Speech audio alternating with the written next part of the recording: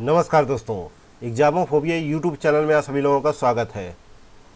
अभी तक आप लोगों ने देखा होगा कि 17वीं बीपीएससी पीटी के लिए हम लोगों ने संस्कृत आईएएस के 5 टेस्ट पेपर सॉल्व कर चुके हैं। आज हम लोग जो है छठे नंबर के टेस्ट पेपर को सॉल्व करने जा रहे हैं। और छठे नंबर का टेस्ट पेपर बेसिकली जो है इन्वायरमेंट और इकोलॉजी पे आधारित है, जिसके तहत हम लोग जो है 150 क्वेश्चन सॉल्व करने वाले हैं। साथ ही इसका एक्सप्लेनेशन भी हम लोग विस्तार से जानेंगे। तो जल्दी संभावना है कि ये टेस्ट पेपर जो है ट्यूसडे या वेडनेसडे को ख़त्म हो जाएंगे संस्कृत आईएएस के। उसके पश्चात जो है हम लोग जो है दृष्टि आईएएस के 15 टेस्ट पेपर है बीपीएससी के लिए, उनको जो है क्रमबद्ध तरीके से सॉल्व करेंगे। और इसके अलावा जो है संभावना है कि अगले सप्ताह तक जो है परफेक्शन आईएएस के भी टेस्ट पेपर जो है समाप्त हो जाएंगे। तो हम अदर इंस्टीट्यूट के भी टेस्ट पेपर क्रमबद्ध तरीके से सॉल्व करवाना जारी रखेंगे। तो आज की क्लास स्टार्ट करते हैं क्वेश्चन नंबर 1 के साथ।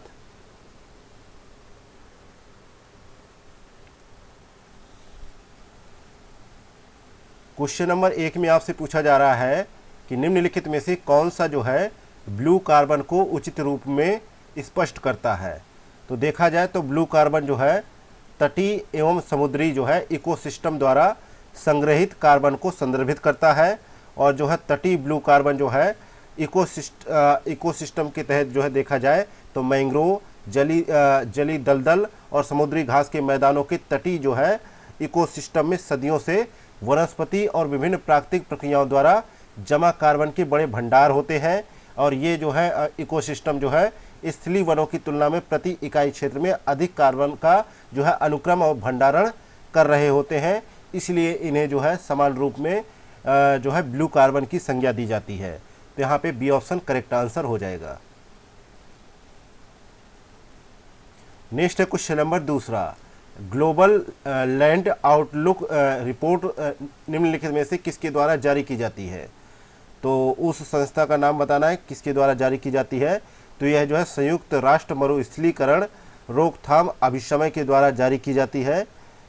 तो यहाँ पे जो है डी ऑप्शन करेक्ट आंसर है। और यह रिपोर्ट जो है भूमि प्रणाली की चुनौतियों को रेखांकित करती है और परिवर्तनकारी नीतियों एवं प्रथाओं को प्रदर्शित करती है तथा टिकाऊ भूमि एवं जल प्रबंधन को बढ़ाने के लिए लागत और प्रभावी मार्गों को उजागर कर रही होती है या उनसे संबंधित जो है मुद्दों को इंगित कर रही होती है।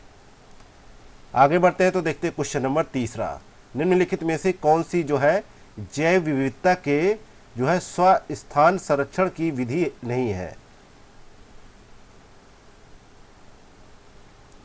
तो तीसरे में देखा जाए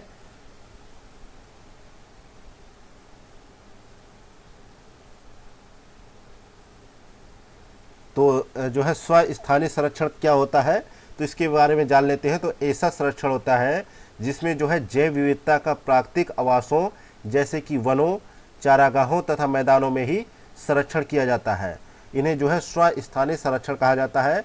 उदाहरण के लिए हम मान लेते हैं राष्ट्रीय उद्यान, वन्यजीव अभयारण्य और समुदाय एवं जो है संरक्षण आगार, समुद्री संरक्षित क्षेत्र और पवित्र उपवन।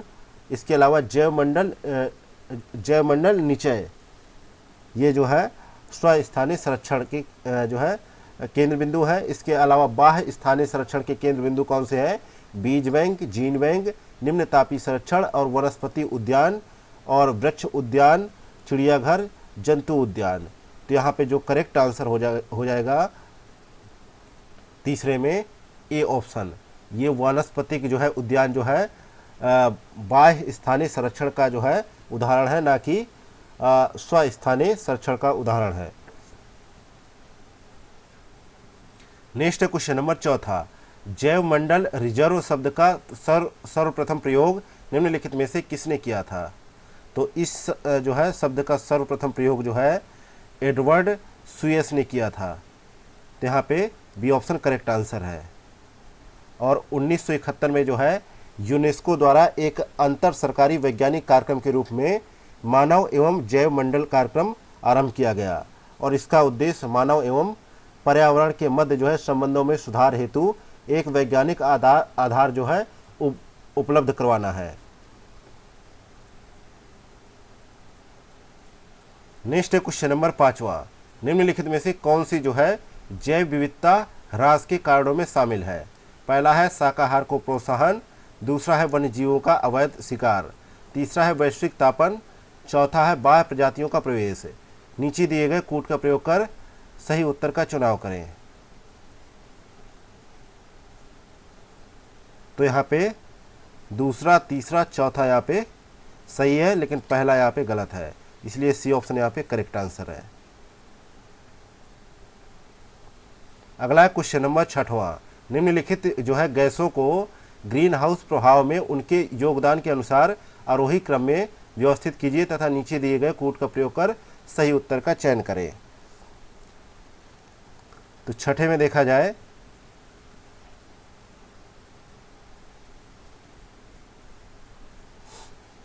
तो ग्रीन हाउस प्रभाव में जो है कौन कौन सी गैसें आती है। कार्बन डाइऑक्साइड जो है 60%, मीथेन जो है 20% और क्लोरोफ्लोरोकार्बन जो है 14% और नाइट्रस ऑक्साइड जो है 6%। इस प्रकार यहाँ पे देखा जाए तो सारे विकल्प यहाँ पे जो है क्रमबद्ध तरीके से देखा जाए, मतलब प्रतिशत के हिसाब से देखना है। सारे विकल्प तो सही है, लेकिन इनका क्रम जो है डी ऑप्शन का करेक्ट आंसर होगा। नेक्स्ट है क्वेश्चन नंबर 7वां। सकर फिश एवं जो है शार्क के मध्य संबंध निम्नलिखित में से किस जो है समष्टि अन्योन क्रिया को प्रदर्शित करता है। तो यहाँ पे 7वें का करेक्ट आंसर है जो है सहभोजिता। बी ऑप्शन यहाँ पे करेक्ट आंसर हो जाएगा। नेक्स्ट क्वेश्चन नंबर 8वां। वैश्विक स्तर पर पशु एवं पादप प्रजातियों की संकटग्रस्त स्थिति को प्रस्तुत करने वाली लाल सूची निम्नलिखित में से किस संगठन द्वारा जारी की जाती है। तो यह सूची जो है अंतर्राष्ट्रीय प्रकृति संरक्षण संघ द्वारा जारी की जाती है। डी ऑप्शन यहाँ पे राइट आंसर होगा। नेक्स्ट है क्वेश्चन नंबर 9। किसी क्षेत्र को जैव विविधता हॉटस्पॉट के रूप में मान्यता देने के लिए निम्नलिखित में से किन जो है पात्रता मानदंडों का पालन करना अनिवार्य है। पहला है इस क्षेत्र में 1500 से अधिक स्थानिक प्रजातियां होनी चाहिए। दूसरा है इसका 70% से अधिक जो है मूल पर्यावास नष्ट हो चुका हो। तीसरा है इस क्षेत्र की 10% प्रजाति को जो है IUCN ने लुप्त प्राय घोषित किया हो। तो नीचे दिए गए कूट का प्रयोग कर सही उत्तर का चुनाव कीजिए। तो 9वें में देखा जाए तो पहला, दूसरा विकल्प यहाँ पे सही है, लेकिन तीसरा यहाँ पे गलत हो जाता है।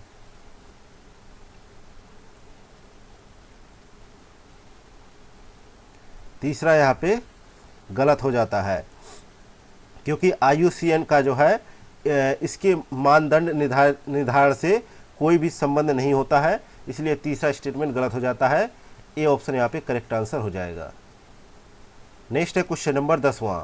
निम्नलिखित में से कौन सी गैसें जो है बायोगैस की जो है संघटक है। तो बायोगैस के तहत जो है कौन सी गैसें आती हैं। तो बायोगैस के तहत जो है मीथेन और कार्बन डाइऑक्साइड आती है। तो यहाँ पे देखा जाए तो सी ऑप्शन यहाँ पे करेक्ट आंसर हो जाएगा। और मीथेन और कार्बन डाइऑक्साइड जो है बायोगैस का जो है प्रमुख घटक गैसें होती हैं। और बायोगैस का उत्पादन जो है एक जैव रासायनिक प्रक्रिया द्वारा होता है, जिसके तहत जो है कुछ विशेष प्रकार के बैक्टीरिया जैविक कचरे को उपयोगी बायोगैस में परिवर्तित करते हैं। चूँकि इस जो है उपयोगी गैस का उत्पादन जो है बायोलॉजिकल प्रोसेस द्वारा होता है, इसलिए इसे जो है जैविक गैस या बायोगैस कहा जाता है। तो यहाँ पे सी ऑप्शन करेक्ट आंसर हो जाएगा। नेक्स्ट है क्वेश्चन नंबर 11वां।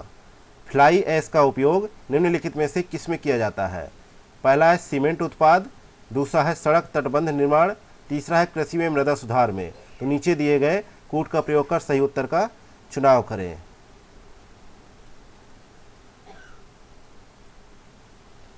तो 11वें में पहुंच गए हैं। तो 11वें में जो है तीनों ऑप्शन यहाँ पे सही है। डी ऑप्शन यहाँ पे राइट आंसर है।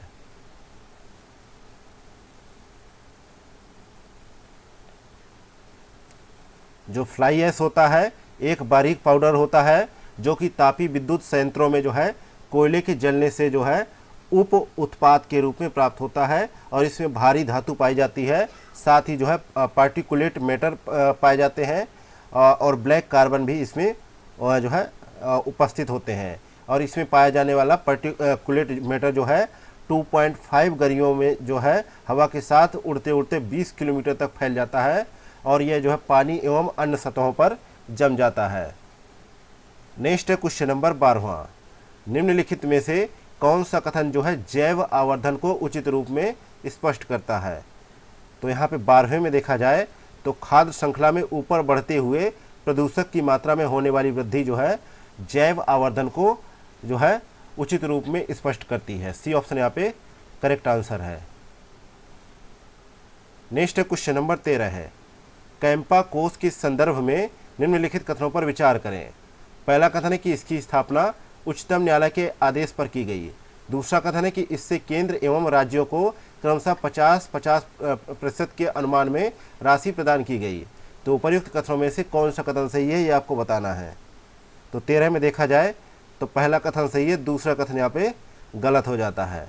दूसरा इसलिए गलत है क्योंकि जो है इसके तहत जो है इस कोष से जो है केंद्र सरकार एवं राज्य सरकार की क्रमशः 10:90 अनुपात में राशि प्रदान की जाती है।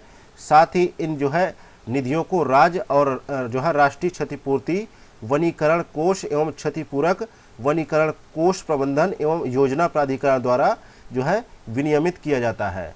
तो यहाँ पे पहला स्टेटमेंट सही है, दूसरा गलत है। नेक्स्ट है क्वेश्चन नंबर 14। निम्नलिखित में से कौन सा जो है सर्वाधिक स्थायी इकोसिस्टम है? तो यहाँ पे 14 में देखा जाए तो जो है सागरी इकोसिस्टम जो है सर्वाधिक स्थायी है। और जो है देखा जाए तो इकोसिस्टम शब्द का जो है प्रयोग जो है सर्वप्रथम जो है एजी टेंसले ने किया था और पृथ्वी के लगभग 71% जो है भाग पर जो है जलीय इकोसिस्टम का विस्तार है और यह जो है तंत्र जो है विश्व के सर्वाधिक क्षेत्रफल जो है फैला हुआ है।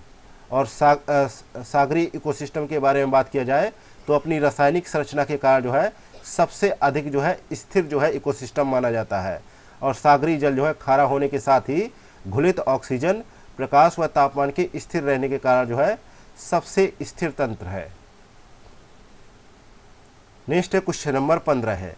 निम्नलिखित में से कौन सा जो है भारत का प्रथम समुद्री जो है इकोसिस्टम जो है संवेदनशील क्षेत्र है? तो 15 का करेक्ट आंसर है जो है ए ऑप्शन कच्छ की खाड़ी। ए ऑप्शन यहाँ पे राइट आंसर है। नेक्स्ट क्वेश्चन नंबर 16 है। 16 नंबर क्वेश्चन है, पैलेजिक बायोम के संदर्भ में निम्नलिखित कथनों पर विचार करें। पहला कथन है कि यह सागर के तटीय क्षेत्र में 200 मीटर की गहराई पर जो है विस्तृत है। दूसरा कथन है कि इसमें मुख्यतः जो है फाइटोप्लैंक्टन एवं जो है जू प्लैंक्टन जीव पाए जाते हैं। तो उपर्युक्त कथनों में से कौन सा कथन यहाँ पे सही है? तो पहला यहाँ पे सही है, दूसरा भी सही है, इसलिए यहाँ पे सी ऑप्शन करेक्ट आंसर है। नेक्स्ट क्वेश्चन नंबर 17 है। पेयजल में घुलित ऑक्सीजन की मात्रा निम्नलिखित में से कितनी होनी चाहिए? तो यहाँ पे करेक्ट आंसर है बी ऑप्शन 5 मिलीग्राम प्रति लीटर होना चाहिए। बी ऑप्शन यहाँ पे करेक्ट आंसर है। इसके अलावा जो है स्नान के लिए जल में 4 मिलीग्राम प्रति लीटर निर्धारित किया गया है। नेक्स्ट क्वेश्चन नंबर 18 है। पारिस्थितिक संवेदनशील क्षेत्र के संदर्भ में निम्नलिखित कथनों पर विचार करें। पहला कथन है कि यह संरक्षित क्षेत्रों के चारों ओर फैला परिधि क्षेत्र है। दूसरा कथन है इसे संबंधित राज्यों के पर्यावरण विभाग द्वारा जो है अधिसूचित किया जाता है। तीसरा कथन है कि इसका उद्देश्य जो है संरक्षित क्षेत्रों के आसपास की गतिविधियों की निगरानी करना है। तो उपर्युक्त कथनों में से कौन सा कथन यहाँ पे सही है? तो 18 में देखा जाए पहला सही है, दूसरा गलत है, तीसरा सही है।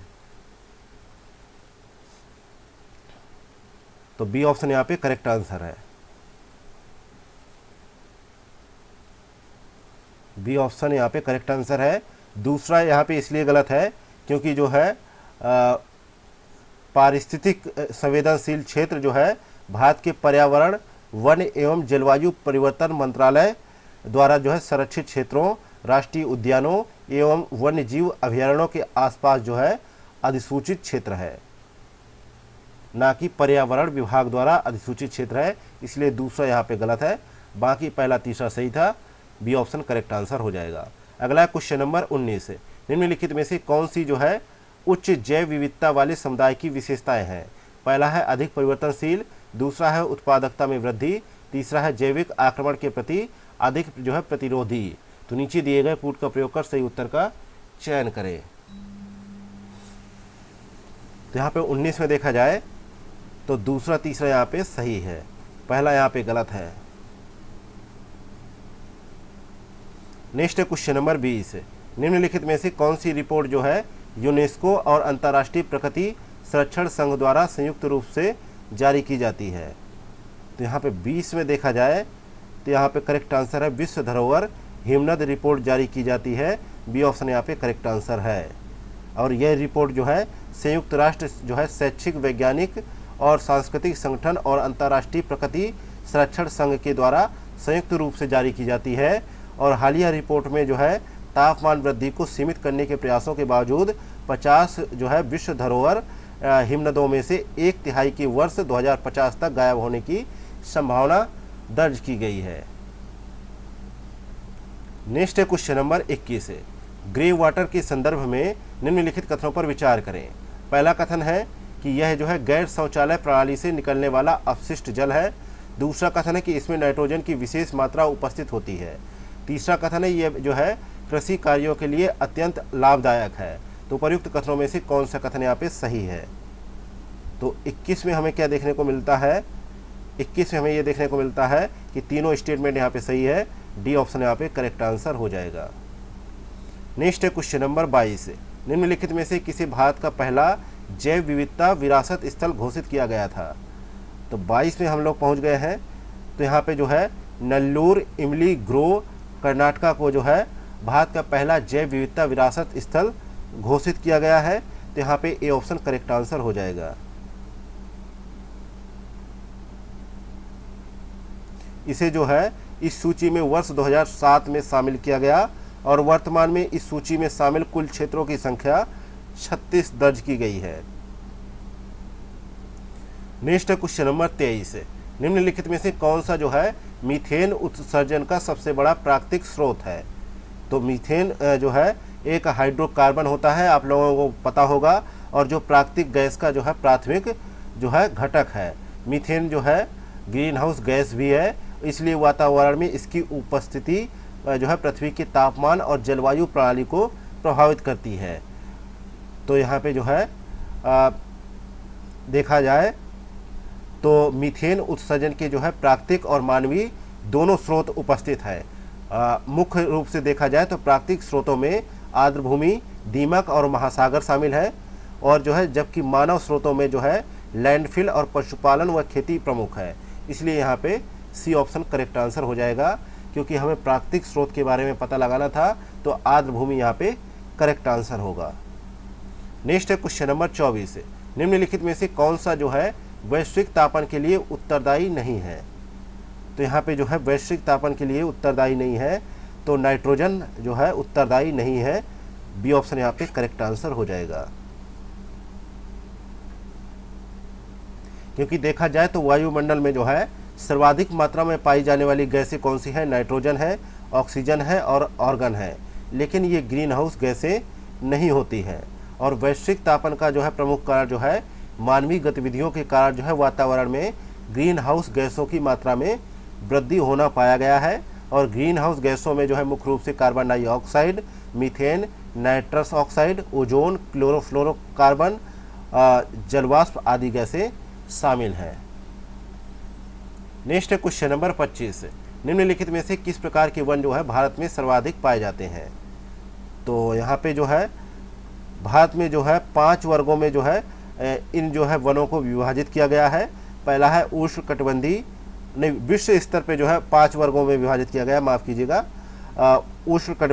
उष्णकटिबंधीय सदाबहार एवं अर्ध सदाबहार वन, और दूसरा है उष्णकटिबंधीय पर्णपाती वन, तीसरा है उष्णकटिबंधीय कांटेदार वन, चौथा है जो है पर्वतीय वन, और पांचवा है जो है वेलंचली व अनूप वन।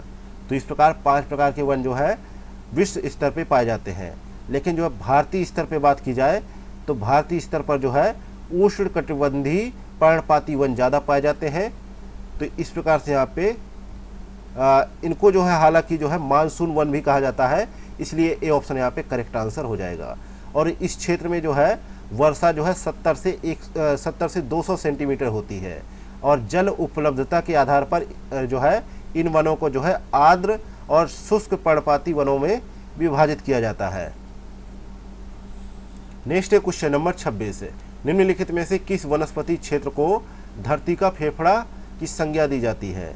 तो धरती का फेफड़ा की संज्ञा दी जाती है अमेजन के वर्षावन को। डी ऑप्शन यहाँ पे करेक्ट आंसर है।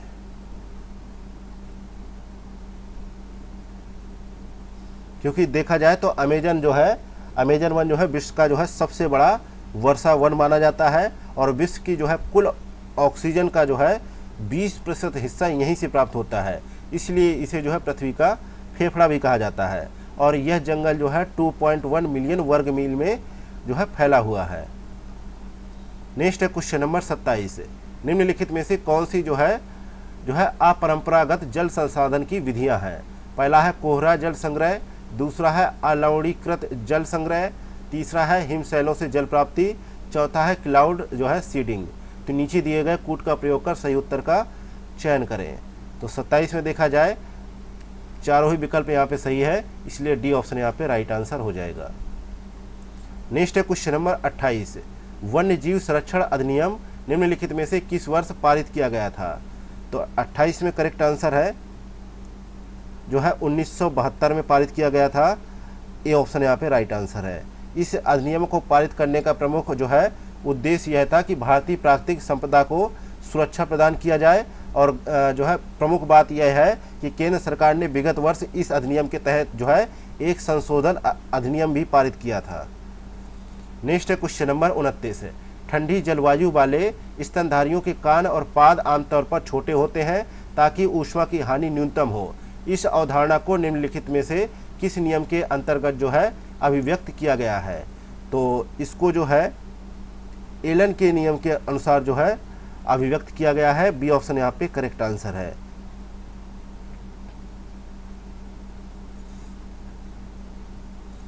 नेक्स्ट है क्वेश्चन नंबर 30। निम्नलिखित में से कौन सी जो है मरुद्भदीय पादपों की विशेषताएं हैं? पहला है जो है मांसल तने एवं पत्तियां, और दूसरा है स्टोमेटा की अधिक संख्या, तीसरा है अविकसित मूल तंत्र। तो नीचे दिए गए कूट का प्रयोग कर सही उत्तर का चयन करें। तो यहाँ पे देखा जाए पहला ऑप्शन सही है, दूसरा और तीसरा यहाँ पे गलत है।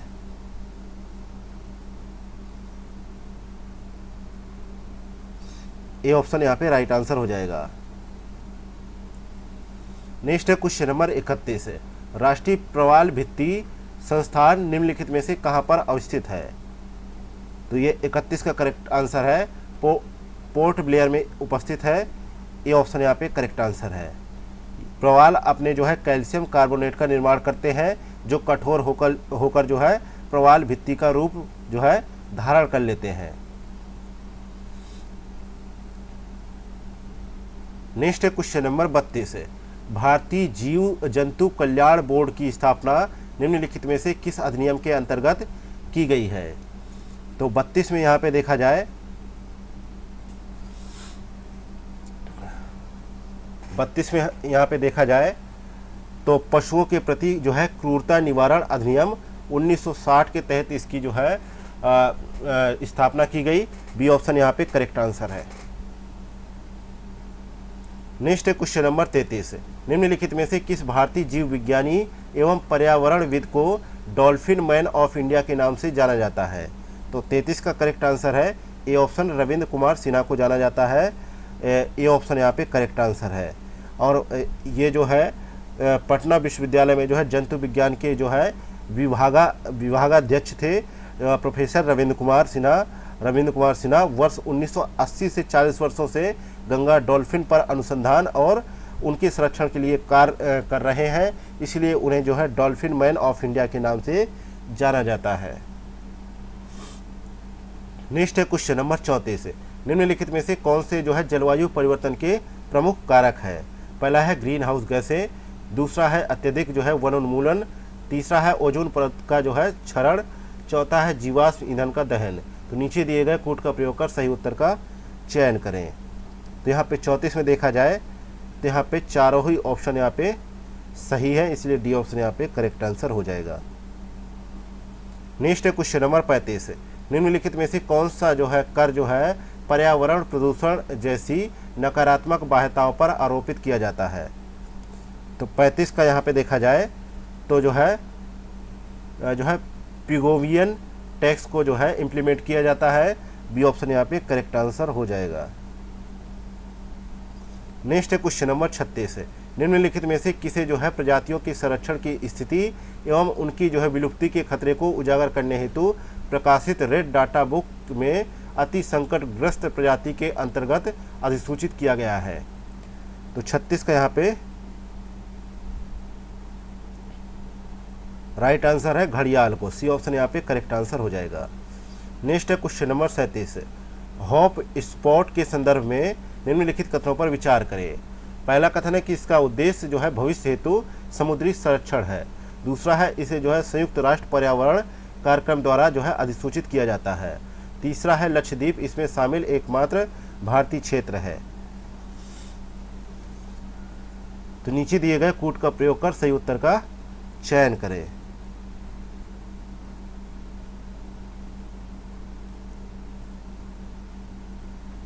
तो 37 में देखने को क्या मिलता है कि केवल पहला स्टेटमेंट सही है, जबकि दूसरा और तीसरा यहाँ पे गलत है। दूसरा तीसरा यहाँ पे गलत है, क्योंकि देखा जाए तो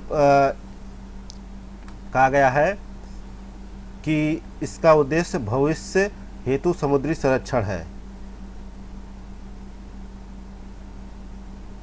ये सही है।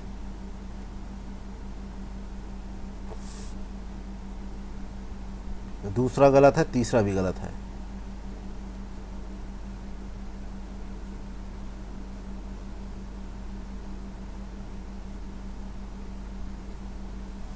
नेक्स्ट देखते हैं क्वेश्चन नंबर 38 नंबर क्वेश्चन देखते हैं हम लोग।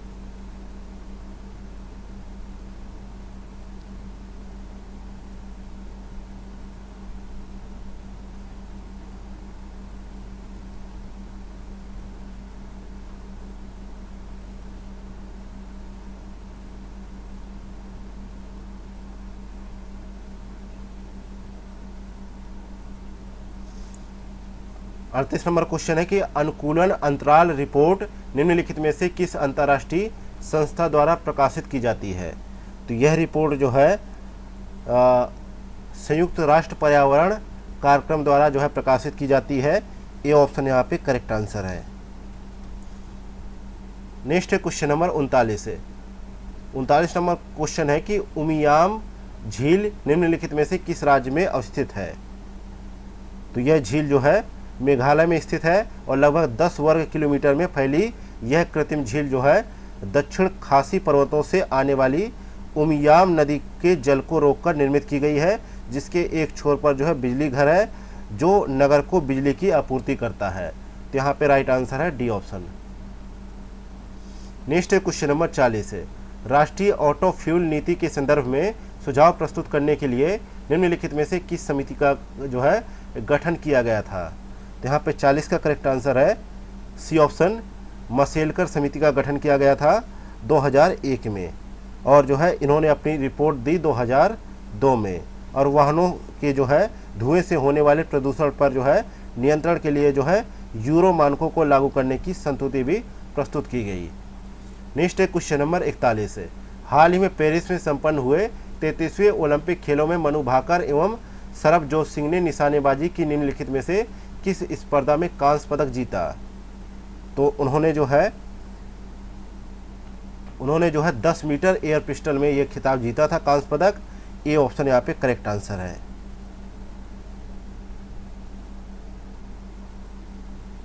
नेक्स्ट है क्वेश्चन नंबर 42 है। जुलाई 2024 में नई दिल्ली में यूनेस्को की जो है 46वीं विश्व धरोहर समिति के सत्र के दौरान जो है मोईडाम यानी असम को सांस्कृतिक क्षेत्र में भारत का विश्व धरोहर स्थल घोषित किया गया, ये मोईदाम निम्नलिखित में से क्या है? तो 42 का करेक्ट आंसर क्या है?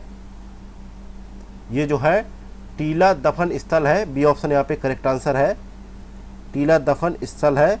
और देखा जाए तो जो है जुलाई 2024 में नई दिल्ली में जो है यूनेस्को की जो है 46वीं जो है विश्व धरोहर समिति के सत्र के दौरान जो है असम के जो है मोईदाम आहोम राजवंश की टीला दफन प्रणाली को सांस्कृतिक श्रेणी में भारत का विश्व धरोहर स्थल घोषित किया गया है। और यह जो है यूनेस्को की विश्व धरोहर स्थल सूची में भारत का 43वां स्थल है।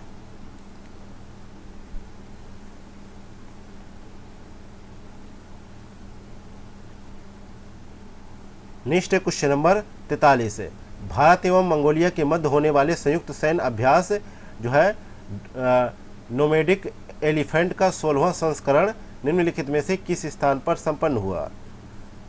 तो ये जो है कहाँ पर संपन्न हुआ? उमरोई मेघालय में संपन्न हुआ। जो है 16वां संस्करण जो है 3 से 16 जुलाई के मध्य। इसके अलावा 15वां जो संस्करण हुआ था वो मंगोलिया में संपन्न किया गया था। ये अब यहाँ से करंट अफेयर के क्वेश्चन है आगे तक, तो यहाँ से जो है थोड़ा सा रफ्तार बढ़ाएंगे, तो यहाँ पे एक्सप्लेनेशन कम रखेंगे और जो है क्वेश्चन की स्पीड बढ़ाएंगे यहाँ पे, क्योंकि जो है इनको जो है बहुत बारीक से जो है मतलब पढ़ने की ज़रूरत नहीं है, क्योंकि ये क्वेश्चन जो है एज इट इज़ ही उठ के आ जाते हैं। नेक्स्ट है क्वेश्चन नंबर 44 है, हाल ही में निम्नलिखित में से कौन जो है ब्रिटेन की पहली महिला वित्त मंत्री बनी है?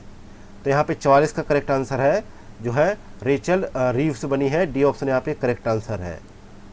वह जो है पूर्व जो है बाल शतरंज चैंपियन और बैंक ऑफ इंग्लैंड की जो है इकोनॉमिस्ट भी रह चुकी हैं, और इन्होंने जो है मजबूत राजकोषीय अनुशासन दिखाते हुए देश की अर्थव्यवस्था को बढ़ाने का संकल्प लिया है। और ब्रिटेन के जो प्रधानमंत्री है कियर स्टारमर ने जो है भारतीय मूल की लीसा नंदी को जो है संस्कृति, मीडिया एवं खेल मंत्रालय की जिम्मेदारी सौंपी है।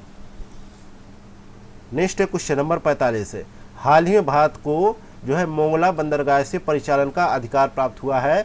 यह बंदरगाह निम्नलिखित में से किस देश में जो है अवस्थित है? तो 45 में राइट आंसर है डी ऑप्शन, बांग्लादेश में है। डी ऑप्शन यहाँ पे करेक्ट आंसर है।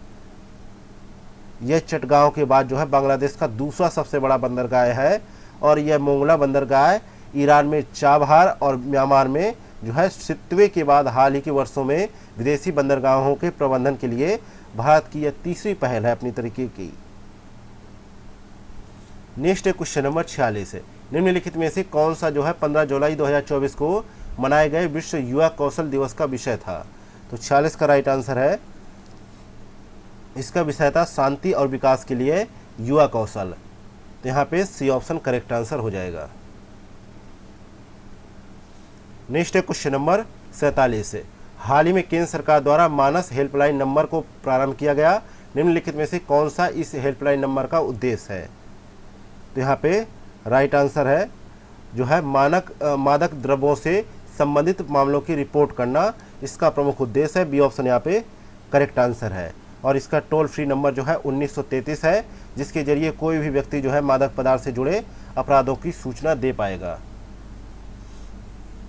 नेक्स्ट है क्वेश्चन नंबर 48 है, हाल ही में सार्वजनिक क्षेत्र के निम्नलिखित में से किस उद्यम को नवरत्न कंपनी का दर्जा प्रदान किया गया है?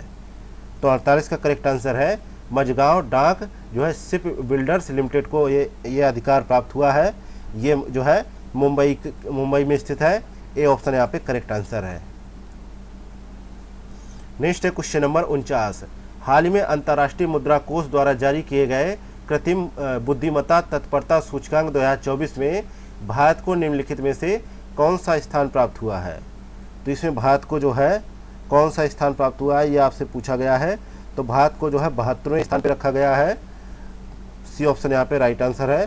श्रीलंका को 92वें स्थान पर, चीन को 31वें स्थान पर रखा गया है।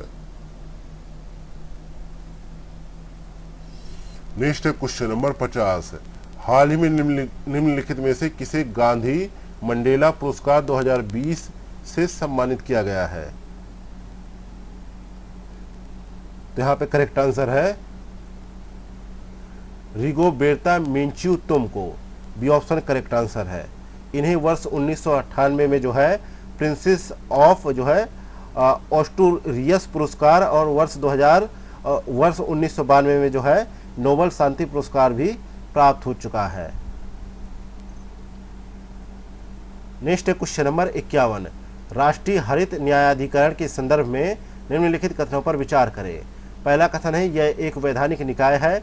दूसरा कथन है कि इसके निर्णयों के विरुद्ध अपील 90 दिनों के भीतर जो है उच्च न्यायालय में की जा सकती है। तीसरा कथन है कि यह संबंधित मामलों में 1 वर्ष के भीतर निर्णय देने के लिए बाध्य है। तो उपर्युक्त कथनों में से कौन सा कथन यहाँ पे सही है? तो 51 में देखा जाए पहला कथन सही है, दूसरा तीसरा यहाँ पे गलत है। तो ए ऑप्शन यहाँ पे करेक्ट आंसर हो जाएगा।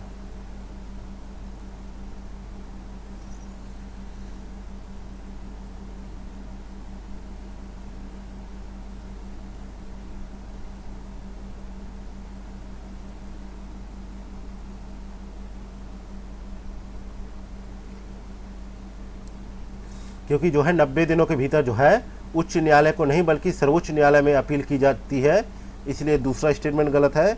और तीसरा इसलिए गलत है क्योंकि 1 वर्ष नहीं, यहाँ पे 6 महीना होना चाहिए।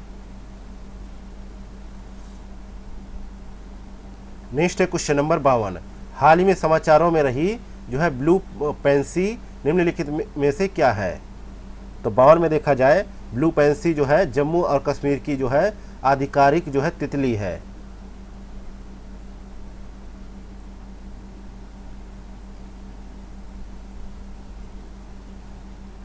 नेक्स्ट है क्वेश्चन नंबर 53।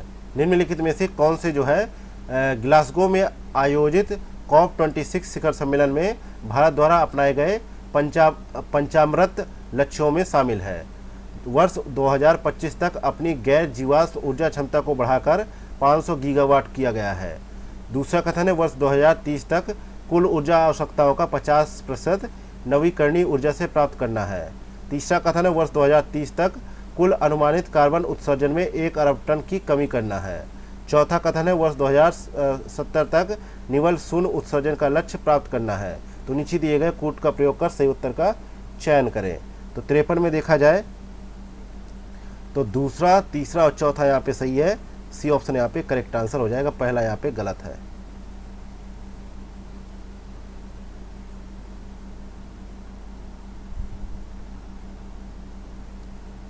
पहला यहाँ पे गलत है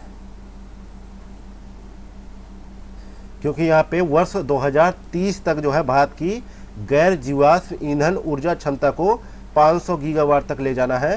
तो यहाँ पे 2030 होता तो सही होता, लेकिन बाकी विकल्प सही है। नेक्स्ट है क्वेश्चन नंबर 54। निम्नलिखित युग्मों में से कौन सा सही सुमेलित नहीं है? एक तरफ सतत विकास लक्ष्य, दूसरी तरफ विषय है। तो इनका लक्ष्य का मिलान किया जाए तो सतत विकास लक्ष्य 7 का मिलान है सभी के लिए सस्ती, विश्वसनीय, टिकाऊ और आधुनिक ऊर्जा तक जो है पहुंच जो है सुनिश्चित करना। तो यहाँ पे जो है ये सही है, ये भी सही है, ये भी सही है, लेकिन डी ऑप्शन यहाँ पे सही जवाब हो जाएगा क्योंकि ये गलत है। क्योंकि जो है सतत उपयोग को बढ़ावा देने वाले स्थलीय पारिस्थितिकी प्रणालियों, सुरक्षित जंगलों, भूमि क्षरण और जैव विविधता के बढ़ते नुकसान को रोकने का प्रयास करना है। सतत विकास लक्ष्य 15 है, तो इसलिए यहाँ पे डी ऑप्शन गलत है। नेक्स्ट है क्वेश्चन नंबर 55। इको मार्ग के संदर्भ में निम्नलिखित कथनों पर विचार कीजिए। पहला कथन है इसे वाणिज्यिक एवं उद्योग मंत्रालय द्वारा प्रदान किया जाता है। दूसरा कथन है यह पर्यावरणीय अनुकूल उत्पादों को दिया जाता है। तीसरा कथन है भारत सरकार द्वारा 17 उत्पादों के लिए इको मार्ग मानदंड निर्धारित किए गए हैं। तो उपर्युक्त कथनों में से कौन सा कथन सही है? तो 55 में देखा जाए दूसरा तीसरा यहाँ पे सही है, पहला यहाँ पे गलत है। तो बी ऑप्शन यहाँ पे करेक्ट आंसर हो जाएगा। नेक्स्ट है question number 56। Zero tillage farming के संदर्भ में निम्नलिखित कथनों पर विचार करें। पहला कथन है ये मृदा अपरदन के प्रभाव को कम करने में सहायक है। दूसरा कथन है इसमें फसल को सापेक्षता शीघ्रता से प्राप्त किया जा सकता है। तीसरा है यह ग्रीन हाउस प्रभाव को कम करने में उपयोगी है। तो 56 में देखा जाए कि उपर्युक्त कथनों में से कौन सा कथन यहाँ पे सही है? तो 56 में ये देखने में पता चलता है कि यहाँ पे तीनों कथन सही है, डी ऑप्शन यहाँ पे राइट आंसर हो जाएगा। नेक्स्ट है क्वेश्चन नंबर 57। निम्नलिखित में से कौन से जो है जलीय आवासों की उत्पादकता को सीमित करने वाले कारक हैं? पहला है सूर्य का प्रकाश, दूसरा है घुलित ऑक्सीजन, तीसरा है अपारदर्शिता, चौथा है तापमान। तो नीचे दिए गए कूट का प्रयोग कर सही उत्तर का चयन करें। तो 57 में देखा जाए तीसरे को छोड़ के पहला, दूसरा, चौथा यहाँ पे सही है,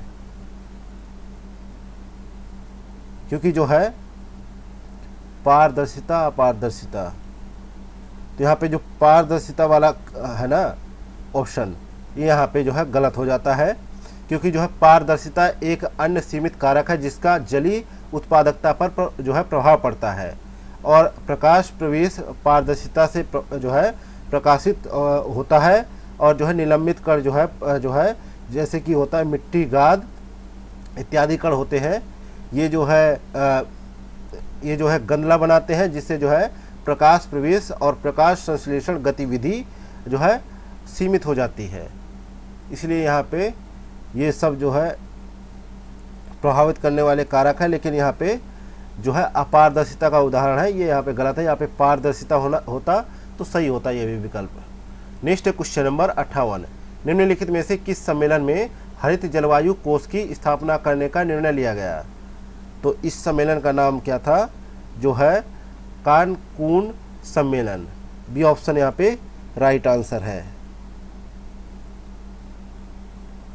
नेक्स्ट क्वेश्चन नंबर 59 है,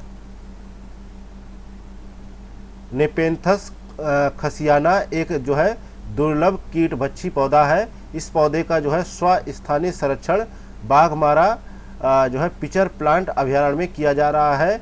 यह अभयारण्य निम्नलिखित में से किस राज्य में अवस्थित है? तो यह जो है मेघालय में अवस्थित है। बी ऑप्शन यहाँ पे राइट आंसर हो जाएगा। नेक्स्ट क्वेश्चन नंबर 60 है, इकोसिस्टम में ऊर्जा स्थानांतरण के संदर्भ में निम्नलिखित में से किसने जो है 10% का नियम प्रतिपादित किया था? तो 60 का यहाँ पे करेक्ट आंसर है जो है लिंडेमान ने। सी ऑप्शन यहाँ पे करेक्ट आंसर है। लिंडेमान ने जो है 10% का नियम दिया था, और इसके अनुसार जो है शाकाहारी जीव उत्पादक की शुद्ध जो है प्राथमिक उत्पादकता का 10% भाग अपने में संचित या स्थिर करता है। जब कोई मांसाहारी जीव इस शाकाहारी जीव को खाता है तो वह शाकाहारी की 10% ऊर्जा संचित करता है। नेक्स्ट क्वेश्चन नंबर 61 है, निम्नलिखित में से कौन सा युग में जो है सही सुमेलित नहीं है? तो एक तरफ राष्ट्रीय उद्यान है, दूसरी तरफ राज्यों का जिक्र है। तो 61 में देखा जाए तो सी ऑप्शन में दे रखा है एराविकुलम राष्ट्रीय उद्यान। ये जो है संकटग्रस्त जो है नीलगिरी ताहर का आवास क्षेत्र और अभयारण्य है, और यह जो है केरल राज्य में स्थित है। और इडुक्की जिले के जो है देवीकुलम जो है तालुक में जो है स्थित यह अभयारण्य जो है विशिष्ट जो है नील कुरिंजी फूलों के लिए जाना जाता है, जो हर जो है 12 साल पर जो है एक बार खिलते हैं। अगली बार यह फूल जो है 2030 में खिलेंगे। तो यहाँ पे सी ऑप्शन करेक्ट आंसर हो जाएगा।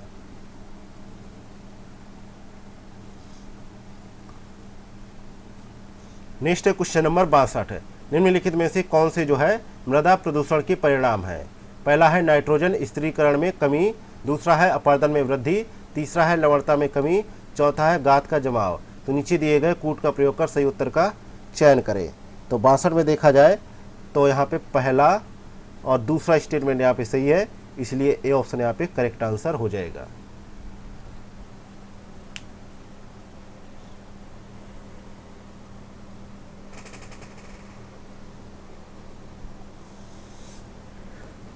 नेक्स्ट क्वेश्चन नंबर 63 है।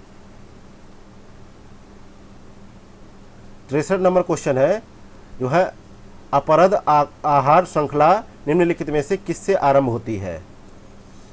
तो 63 में देखा जाए ये सड़े हुए जो है जानवरों और सूक्ष्म जीवों द्वारा खाए जाने वाले पौधों के मृत कार्बनिक पदार्थों से शुरू होती है, और फिर जो है अपघटक खाने वाले जीवों में तत्पश्चात जो है परभक्षियों और अन्य शिकारियों में पहुंचती है, जैसे कि कचरा, केचुआ, मुर्गा और बाज। तो यहाँ पे जो है करेक्ट आंसर होगा C option. Next question number 64 है, निम्नलिखित में से कौन से पक्षियों के प्रवास के कारण है? पहला है जल की कमी, दूसरा है चरम जलवायु परिस्थितियाँ, तीसरा है बेहतर प्रजनन जो है स्थितियों का अभाव, चौथा है आवास स्थानों के लिए प्रतिस्पर्धा। तो नीचे दिए गए कूट का प्रयोग कर सही उत्तर का चुनाव करें। तो 63 में देखा जाए, 63 हो गया, 64 में देखा जाए तो यहाँ पे चारों ही ऑप्शन सही है, इसलिए डी ऑप्शन यहाँ पे राइट आंसर हो जाएगा। नेक्स्ट है क्वेश्चन नंबर 65 है, निम्नलिखित में से किस वर्ष जो है गंगा नदी जो है डॉल्फिन को भारत का राष्ट्रीय जलीय जीव घोषित किया गया था। तो यहाँ पे 65 में देखा जाए तो यहाँ पे 2009 में घोषित किया गया था। सी ऑप्शन यहाँ पे करेक्ट आंसर है।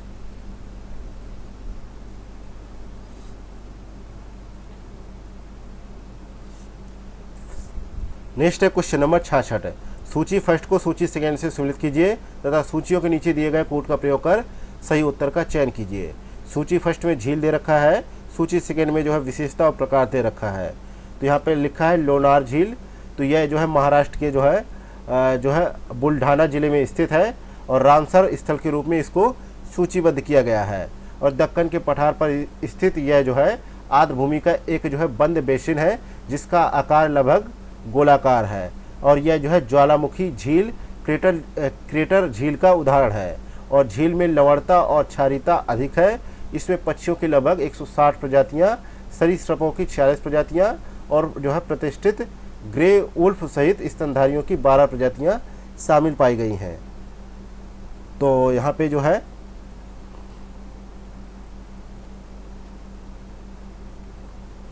पहला मिलान जो है गलत हो गया। दूसरा है जो है लोकटक झील, यह मणिपुर राज्य में जो है बिष्णुपुर जिले में स्थित है जो इम्फाल शहर से 48 किलोमीटर दूर है। यह जो है स्थानिक झील का उदाहरण है, इसलिए यहाँ पे जो है स्थानिक झील का उदाहरण है, तो यहाँ पे सही है।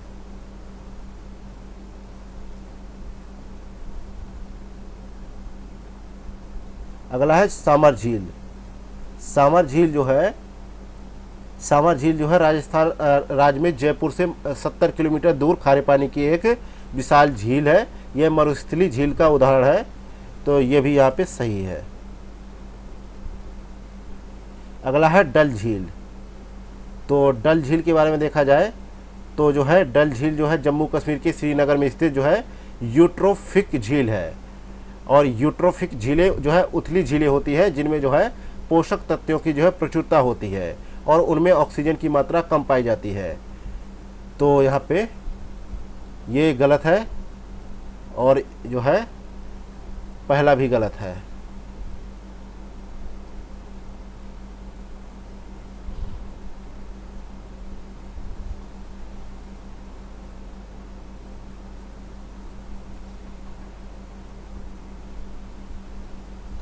तो यहाँ पे कूट मिलान करना है। अच्छा, कूट करना है तो इसका मिलान पहले से हो जाएगा और इसका मिलान इससे हो जाएगा। तो पहले का मिलान जो है चौथा होगा, तो डी ऑप्शन यहाँ पे करेक्ट आंसर हो जाएगा। अगला क्वेश्चन नंबर 67 है, जैव विविधता अधिनियम 2002 के तहत भारत की पहली जैव विविधता विरासत स्थल का दर्जा प्राप्त अमीनपुर झील निम्नलिखित में से किस राज्य में अवस्थित है। तो 66 में देखा जाए, 66 हो गए, 67 में देखा जाए तो तेलंगाना में स्थित है। बी ऑप्शन यहाँ पे राइट आंसर है। यह एक मानव निर्मित झील है जिसका निर्माण जो है कथित तौर पर 300 साल पहले जो है इब्राहिम कुतुब शाह के शासनकाल के दौरान जो है पाटन चेरू के एक दरबारी अब्दुल कादिर अमीन खान ने इसका जो है क्या किया था, इसको जो है स्थल को निर्मित किया था। नेक्स्ट है क्वेश्चन नंबर 68 है, ध्वनि प्रदूषण नियम 2000 के अनुसार रात के समय आवासीय क्षेत्रों के लिए कितना ध्वनि स्तर निर्धारित किया गया है। तो ये निर्धारित किया गया है 45 डेसिबल। बी ऑप्शन यहाँ पे राइट आंसर है।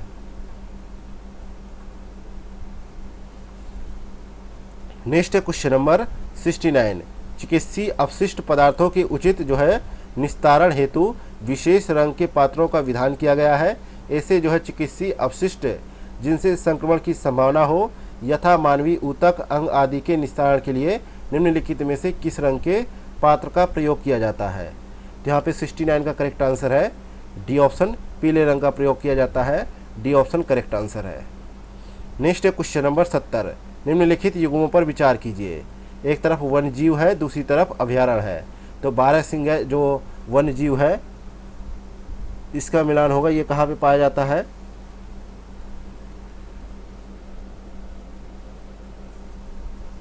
कान्हा राष्ट्रीय उद्यान में कस्तूरी मृग पाए जाते हैं जो है अस्कोट वन्यजीव अभयारण्य में संगाई हिरण पाए जाते हैं। केबुल जो है लामजाओ राष्ट्रीय उद्यान में काले हिरण पाए जाते हैं ताल छापर अभयारण्य में। तो इस प्रकार यहाँ पे डी ऑप्शन करेक्ट आंसर हो जाएगा।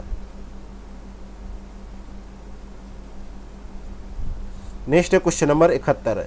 निम्नलिखित में से किन जो है मानदंडों के आधार पर किसी प्रजाति को IUCN द्वारा संकटग्रस्त प्रजाति के अंतर्गत सम्मिलित किया जाता है?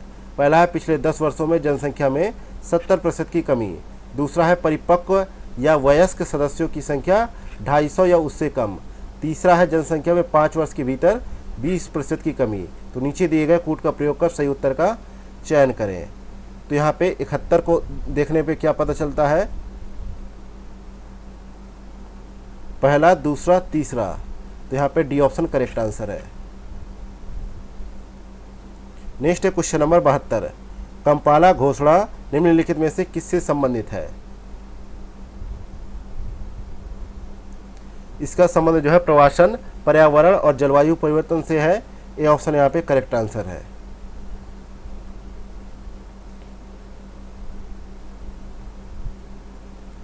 नेक्स्ट है क्वेश्चन नंबर 73। निम्नलिखित में से किस मैंग्रोव को जो है वॉकिंग ट्री के नाम से जाना जाता है? तो यहाँ पे जो है 73 में देखा जाए तो 73 में देखा जाए क्या है सही जो है 73 में क्या है जो है लाल मैंग्रोव को जो है वॉकिंग ट्री के नाम से जाना जाता है, क्योंकि उनकी लगातार बढ़ती जड़ों से ऐसा लगता है जैसे वे जो है पानी पर जो है चल रहे हों, इसलिए उन्हें वॉकिंग ट्री के नाम से जाना जाता है। नेक्स्ट है क्वेश्चन नंबर 74। विश्व मरुस्थलीकरण और सूखा रोकथाम दिवस निम्नलिखित में से किस तिथि को मनाया जाता है? तो 74 में देखा जाए तो ये 17 जून को मनाया जाता है। इसका उद्देश्य जो है मरुस्थलीकरण और सूखे के बारे में जागरूकता बढ़ाना और जो है मरुस्थलीकरण को रोकने और सूखे से उबरने के तरीकों पर जो है प्रकाश डालना है।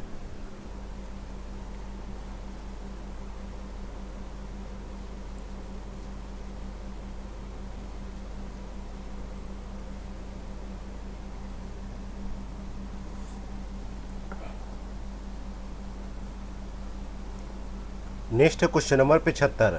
सुपरसोनिक जेट से निसृत होने वाली निम्नलिखित में से कौन सी गैस जो है ओजोन परत के क्षरण के लिए उत्तरदायी है?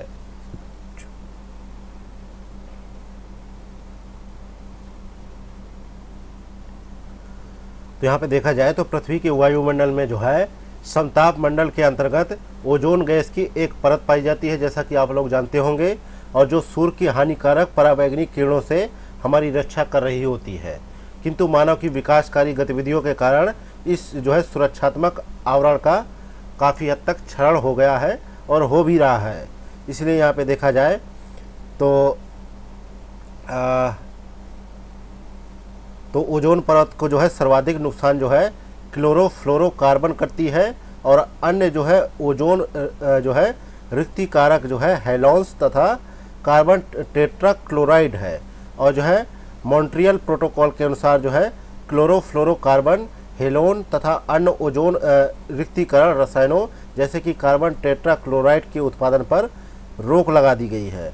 इसलिए यहाँ पे देखा जाए तो 1970 में जो है वैज्ञानिकों ने पता लगाया कि सुपरसोनिक जेट से निसृत होने वाली नाइट्रोजन ऑक्साइड गैस में भी ओजोन क्षरण की क्षमता होती है, और सुपरसोनिक जेट के अतिरिक्त जो है नाइट्रोजन ऑक्साइड के प्रमुख स्रोत होते हैं, जैसे औद्योगिक उत्सर्जन, कृषि उर्वरक और थर्मोन्यूक्लियर हथियार, उनका विस्फोट होना या प्राकृतिक विद्युत उत्सर्जन। इन सब के कारण जो है नाइट्रोजन ऑक्साइड का जो है उत्सर्जन होता है, और ये जो है ओजोन परत के क्षरण के लिए उत्तरदायी गैस है। नेक्स्ट है क्वेश्चन नंबर 76। यह एक जो है जल जो है जैवोपचार की विधि है। इसमें पादपों की जड़ों द्वारा प्रदूषकों को अवशोषित कर जल को परिशुद्ध किया जाता है। यह विधि जो है आर्द्र भूमियों एवं ज्वारनद मुखों को प्रदूषण मुक्त बनाने में प्रयोग की जाती है। यह प्रदूषण जल से रेडियोधर्मी तत्वों को हटाने में प्रभावी है। तो प्रयुक्त विशेषताएं निम्नलिखित में से किस जो है जैवोपचार तकनीक को जो है निर्दिष्ट करती हैं। तो यहाँ पे 76 का करेक्ट आंसर क्या होगा, जो है राइजो जो है फिल्ट्रेशन, सी ऑप्शन यहाँ पे करेक्ट आंसर होगा। नेक्स्ट है क्वेश्चन नंबर 77। सूची फर्स्ट को सूची सेकेंड से सम्मिलित कीजिए तथा सूचियों के नीचे दिए गए कोड का प्रयोग कर सही उत्तर का चयन करें। तो सूची फर्स्ट में संस्थान है, सूची सेकेंड में जो है उनकी अवस्थिति है। तो केंद्रीय कृषि वानिकी अनुसंधान संस्थान कहाँ पे है, ये झांसी में है, दूसरे से मिलान हो जाएगा और इसकी स्थापना 1988 में की गई थी। अगला है केंद्रीय शुष्क क्षेत्र अनुसंधान संस्थान कहाँ पे है, ये जो है जोधपुर राजस्थान में है और इसकी स्थापना भारत सरकार द्वारा 1959 में की गई थी। भारतीय वन अनुसंधान संस्थान कहाँ पे है, जो है देहरादून उत्तराखंड में है और जो है 1906 में इसकी स्थापना की गई थी। अगला भारतीय वन प्रबंधन संस्थान जो है भोपाल में है और इसकी स्थापना जो है पर्यावरण मंत्रालय द्वारा 1982 में की गई थी। तो यहाँ पे करेक्ट आंसर क्या होगा, सी ऑप्शन। नेक्स्ट है क्वेश्चन नंबर 78। निम्नलिखित में से कौन सा सम्मेलन या संधि जैव विविधता संरक्षण से संबंधित है। तो इस जो है संधि का नाम है जो है नगोया प्रोटोकॉल, बी ऑप्शन यहाँ पे करेक्ट आंसर है। और इस प्रोटोकॉल का उद्देश्य जो है आनुवांशिक संसाधनों से होने वाले लाभ को निष्पक्ष और न्यायोचित तरीकों से साझा किया जाए और जो है नगोया प्रोटोकॉल का उद्देश्य जो है विकास के साथ साथ लोगों का जैव विविधता संरक्षण में योगदान को बढ़ावा दिया जाए। तो यहाँ पे बी ऑप्शन करेक्ट आंसर है। नेक्स्ट है क्वेश्चन नंबर 79। प्रकृति के संरक्षण एवं जलवायु परिवर्तन के प्रति लोगों को जागरूक करने के उद्देश्य से निम्नलिखित में से किस संस्था द्वारा अर्थ आवर अभियान का आयोजन किया जाता है।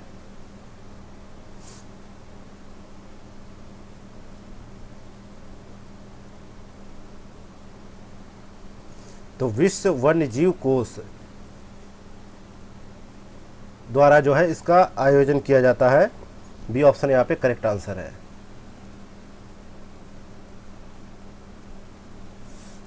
नेक्स्ट है क्वेश्चन नंबर 80।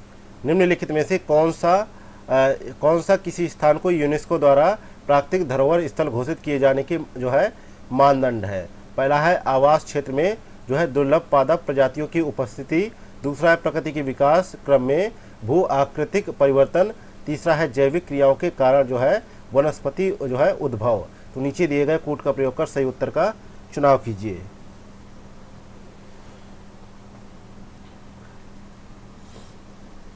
तो 80 में देखा जाए तो तीनों ही कथन यहाँ पे सही है, डी ऑप्शन यहाँ पे करेक्ट आंसर हो जाएगा। नेक्स्ट है क्वेश्चन नंबर 81। लैंटाना कैमारा निम्नलिखित में से किस देश की जो है स्थानिक जो है वनस्पति है। तो 81 का करेक्ट आंसर है संयुक्त राज्य अमेरिका की है, डी ऑप्शन यहाँ पे राइट आंसर होगा। नेक्स्ट है क्वेश्चन नंबर 82। ब्लैक कार्बन के संदर्भ में निम्नलिखित कथनों पर विचार कीजिए। पहला कथन है यह ईंधन के अधूरे दहन से उत्पन्न होता है। दूसरा कथन है यह जो है एल्बिडो की मात्रा में कमी करके पृथ्वी को गर्म करता है। तीसरा कथन है यह सूर्य के प्रकाश का जो है प्रबल अवशोषक है। तो उपर्युक्त कथनों में से कौन सा कथन यहाँ पे सही है। तो 82 में देखा जाए तो तीनों ही कथन यहाँ पे सही है, इसलिए यहाँ पे डी ऑप्शन करेक्ट आंसर हो जाएगा। नेक्स्ट है क्वेश्चन नंबर 83। निम्नलिखित में से कौन सा अनुक्रमण प्रक्रिया के सही क्रम को संदर्भित करता है। तो 83 का करेक्ट आंसर है न्यूडेशन, प्रवासन, प्रतिक्रिया और जो है स्थिरीकरण, डी ऑप्शन यहाँ पे करेक्ट है। नेक्स्ट है क्वेश्चन नंबर 84। रेड सैंडर्स के संदर्भ में निम्नलिखित कथनों पर विचार करें। पहला कथन है यह पश्चिमी घाट क्षेत्र में पाई जाने वाली जो है स्थानिक प्रजाति है। दूसरा कथन है इन्हें जो है IUCN द्वारा लुप्त प्राय वर्ग के जो है अंतर्गत सूचीबद्ध किया गया है। तो उपर्युक्त कथनों में से कौन सा कथन यहाँ पे सही है। तो यहाँ पे 84 में देखने को क्या मिलता है, 84 में ये देखने को मिलता है, दूसरा ऑप्शन सही है, पहला यहाँ पे गलत है। नेक्स्ट है क्वेश्चन नंबर 85। निर्दिष्ट समुदाय में जैव विविधता के मापन हेतु निम्नलिखित में से किस सूचकांक का प्रयोग किया जाता है? तो 85 में हमें क्या देखने को मिलेगा कि यहाँ पे ए ऑप्शन सही है, सिम्पसन सूचकांक के माध्यम से जो है हमें जो है निर्दिष्ट समुदाय में जैव विविधता के मापन में सहयोग मिलता है। यहाँ पे ए ऑप्शन करेक्ट आंसर हो जाएगा। इसमें जो है प्रजाति की संख्या एवं प्रजाति में जीवों की संख्या दोनों को ध्यान में रखा जाता है और इस सूचकांक का जो है उच्च मान जो है समुदाय में उच्च स्तरीय जैव विविधता को निर्दिष्ट करता है। नेक्स्ट है क्वेश्चन नंबर 86। निम्नलिखित में से किस राष्ट्रीय उद्यान को नीला पर्वत उद्यान के नाम से भी जाना जाता है? तो 86 में करेक्ट आंसर होगा फवंग पुई राष्ट्रीय उद्यान। ये जो है म्यांमार और जो है छिम्तुपुई नदी की पहाड़ियों से दिखने वाली मिजोरम राज्य की सबसे उच्चतम चोटी पर स्थित जो है राष्ट्रीय उद्यान है। इसको जो है ब्लू माउंटेन के नाम से भी जाना जाता है। इसके अलावा है जो है नमदफा राष्ट्रीय उद्यान। यह जो है पूर्वोत्तर भारत में जो है अरुणाचल प्रदेश के चांगलांग जिले में स्थित है और इसे वर्ष 1983 में सरकार द्वारा टाइगर रिजर्व घोषित किया गया था और यह दुनिया का एकमात्र उद्यान है जहां बड़ी बिल्लियों की 4 जो है प्रजातियां पाई जाती हैं, जिसमें बाघ तेंदुआ, स्नो लेपर्ड और जो है क्लाउडेड तेंदुआ पाया जाता है। इसके अलावा जो है सिरुई राष्ट्रीय उद्यान है, यह जो है मणिपुर राज्य में स्थित है और 1989 में इसको स्थापित किया गया। इसका कुल क्षेत्रफल 184.4 वर्ग किलोमीटर है।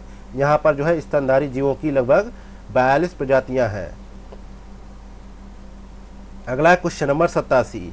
जैव मंडल रिजर्व के आरक्षित क्रोड क्षेत्र के संदर्भ में निम्नलिखित कथनों में से कौन सा सही नहीं है? तो यहाँ पे देखा जाए तो बी ऑप्शन यहाँ पे सही नहीं है कि यहाँ पर शोध कार्य के लिए अनुमति प्रदान की गई है, क्योंकि यहाँ पे शोध कार्य से संबंधित कोई भी अनुमति प्रदान नहीं की गई है। नेक्स्ट है question number 88। Bombay natural history society की स्थापना निम्नलिखित में से किस वर्ष की गई थी? तो 88 का करेक्ट आंसर है 15 सितंबर 1883 को जो है बम्बई में 8 जो है प्रकृतिवादियों द्वारा जो है 2 भारतीयों द्वारा इसकी स्थापना की गई, जिनमें 2 भारतीय थे। पहले थे आत्माराम पांडुरंग, दूसरे थे डॉक्टर सखाराम अर्जुन भी इसमें शामिल थे। तो यहाँ पे करेक्ट आंसर है जो है 1883, ए ऑप्शन करेक्ट आंसर है। नेक्स्ट है क्वेश्चन नंबर 89। राष्ट्रीय स्वच्छ वायु कार्यक्रम के संदर्भ में निम्नलिखित कथनों पर विचार करें। पहला कथन है इसे जो है केंद्रीय प्रदूषण नियंत्रण बोर्ड द्वारा प्रारंभ किया गया। दूसरा कथन है इसका 2025-26 तक जो है PM10 के संकेंद्रण के स्तर में 40% तक जो है कमी करना है। तो उपर्युक्त कथनों में से कौन सा कथन सही है?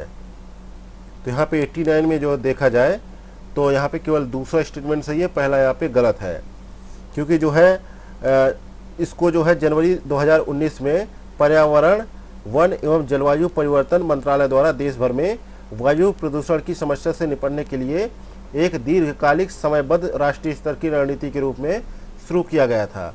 इसलिए यहाँ पे पहला ऑप्शन गलत हो जाता है, दूसरा सही है, बी ऑप्शन करेक्ट है।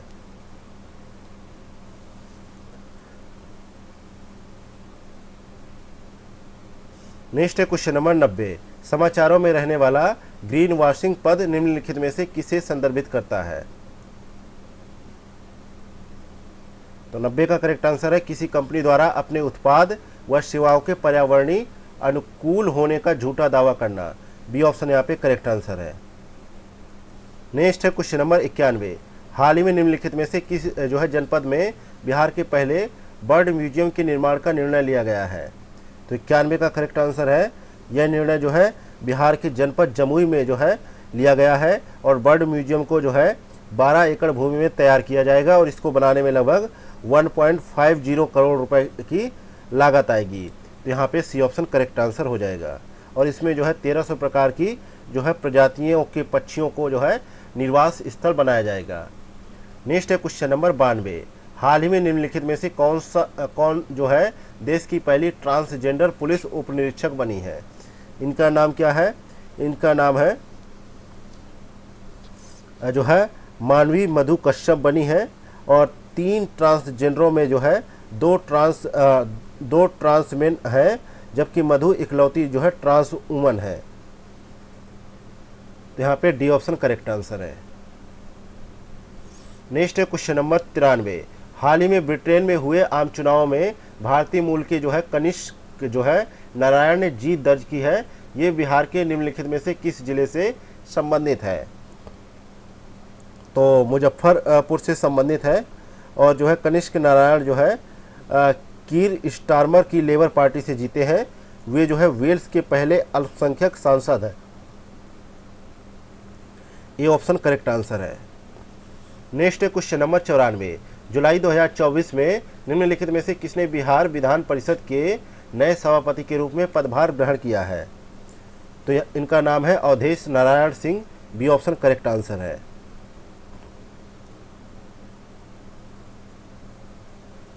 नेक्स्ट है क्वेश्चन नंबर 95। हाल ही में निम्नलिखित में से कौन सा राज्य हिंदी में मेडिकल की पढ़ाई कराने वाला भारत का दूसरा राज्य बन गया है? तो इस राज्य का नाम है जो है बिहार। इससे पहले जो है मध्य प्रदेश था। तो यहाँ पे डी ऑप्शन करेक्ट आंसर हो जाएगा,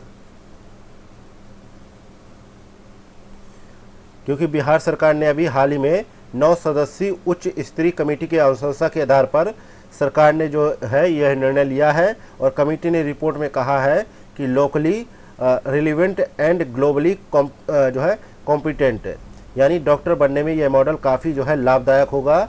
और कहा गया है कि इससे जो है चिकित्सा शिक्षा का सरलीकरण जो है अंग्रेजी के साथ साथ हिंदी मीडियम में करने से हिंदी मीडियम की मेधावी छात्रों को मदद मिल पाएगी।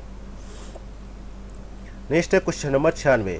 हाल ही में बिहार के राज्यपाल विश्वनाथ जो है आर्लेकर ने बापू इन बिहार गांधीज जो है पिलग्रिमेज इन जो है सर्च ऑफ ट्रुथ का जो है विमोचन किया। इस पुस्तक के लेखक निम्नलिखित में से कौन है? तो यहाँ पे जो है 96 का देखा जाए तो अनिल कुमार है। सी ऑप्शन यहाँ पे करेक्ट आंसर है। नेक्स्ट है क्वेश्चन नंबर 97। केंद्रीय बजट 2024 के अंतर्गत बिहार के लिए नए एक्सप्रेसवे की घोषणा की गई। निम्नलिखित में से कौन से एक्सप्रेसवे इनमें सम्मिलित है? तो ये चारों एक्सप्रेसवे दे रखे हैं, तो पहला और तीसरा इसमें सम्मिलित है, तो इसलिए यहाँ पे ए ऑप्शन करेक्ट आंसर हो जाएगा। केंद्रीय बजट 2024 में जो है बिहार में 26,000 करोड़ रुपए की सड़क जो है संपर्क परियोजनाओं की घोषणा की, जिनमें पटना पूर्णिया एक्सप्रेसवे है, बक्सर भागलपुर एक्सप्रेसवे है, और बोधगया राजगीर वैशाली और दरभंगा एक्सप्रेसवे, और बक्सर में गंगा नदी पर 2 लेन पुल का निर्माण होना शामिल है। इसके अलावा अमृतसर कोलकाता औद्योगिक गलियारे पर बिहार के गया में एक जो है औद्योगिक नोड का विकास किया जाएगा, और पूर्वोदय नामक जो है योजना बिहार, झारखंड, पश्चिम बंगाल, उड़ीसा और आंध्र प्रदेश सहित पूर्वी राज्यों के सर्वांगीण विकास को कवर करेगा, जिसमें बिहार भी एक राज्य समाहित होगा। नेक्स्ट है क्वेश्चन नंबर 98। हाल में संपन्न हुए लोकसभा चुनाव 2024 में बिहार में जो है देखा जाए तो निम्नलिखित में से किसने मतों की दृष्टि से सबसे बड़ी जीत अर्जित की है? तो बिहार के मुजफ्फरपुर निर्वाचन क्षेत्र से जो है बीजेपी के उम्मीदवार थे राजभूषण चौधरी। इन्होंने जो है पूरे राज्य में मतों की दृष्टि से सबसे बड़ी जीत हासिल की है। इनकी जीत है 2,34,927 वोटों के अंतर से, और इन्होंने मुजफ्फरपुर की सीट में भारतीय राष्ट्रीय कांग्रेस के अजय निषाद को हराया है। और सबसे कम मतों के अंतर से भारतीय जनता पार्टी के नेता थे राजीव प्रताप रूडी, उन्होंने जीत अर्जित की। उन्होंने बिहार की सारण लोकसभा सीट से लालू प्रसाद यादव की बेटी थी रोहिणी आचार्य, उनको 13,661 मतों से पराजित किया था। तो यहाँ पे करेक्ट आंसर क्या होगा? D option.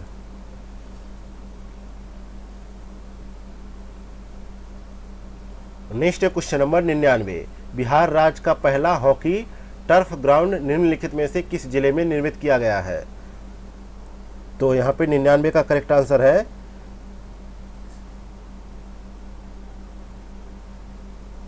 यह जो है नालंदा जिले के जो है राजगीर में जो है इसको स्थापित किया गया है। यहाँ पे सही जवाब होगा सी ऑप्शन। नेक्स्ट है क्वेश्चन नंबर 100।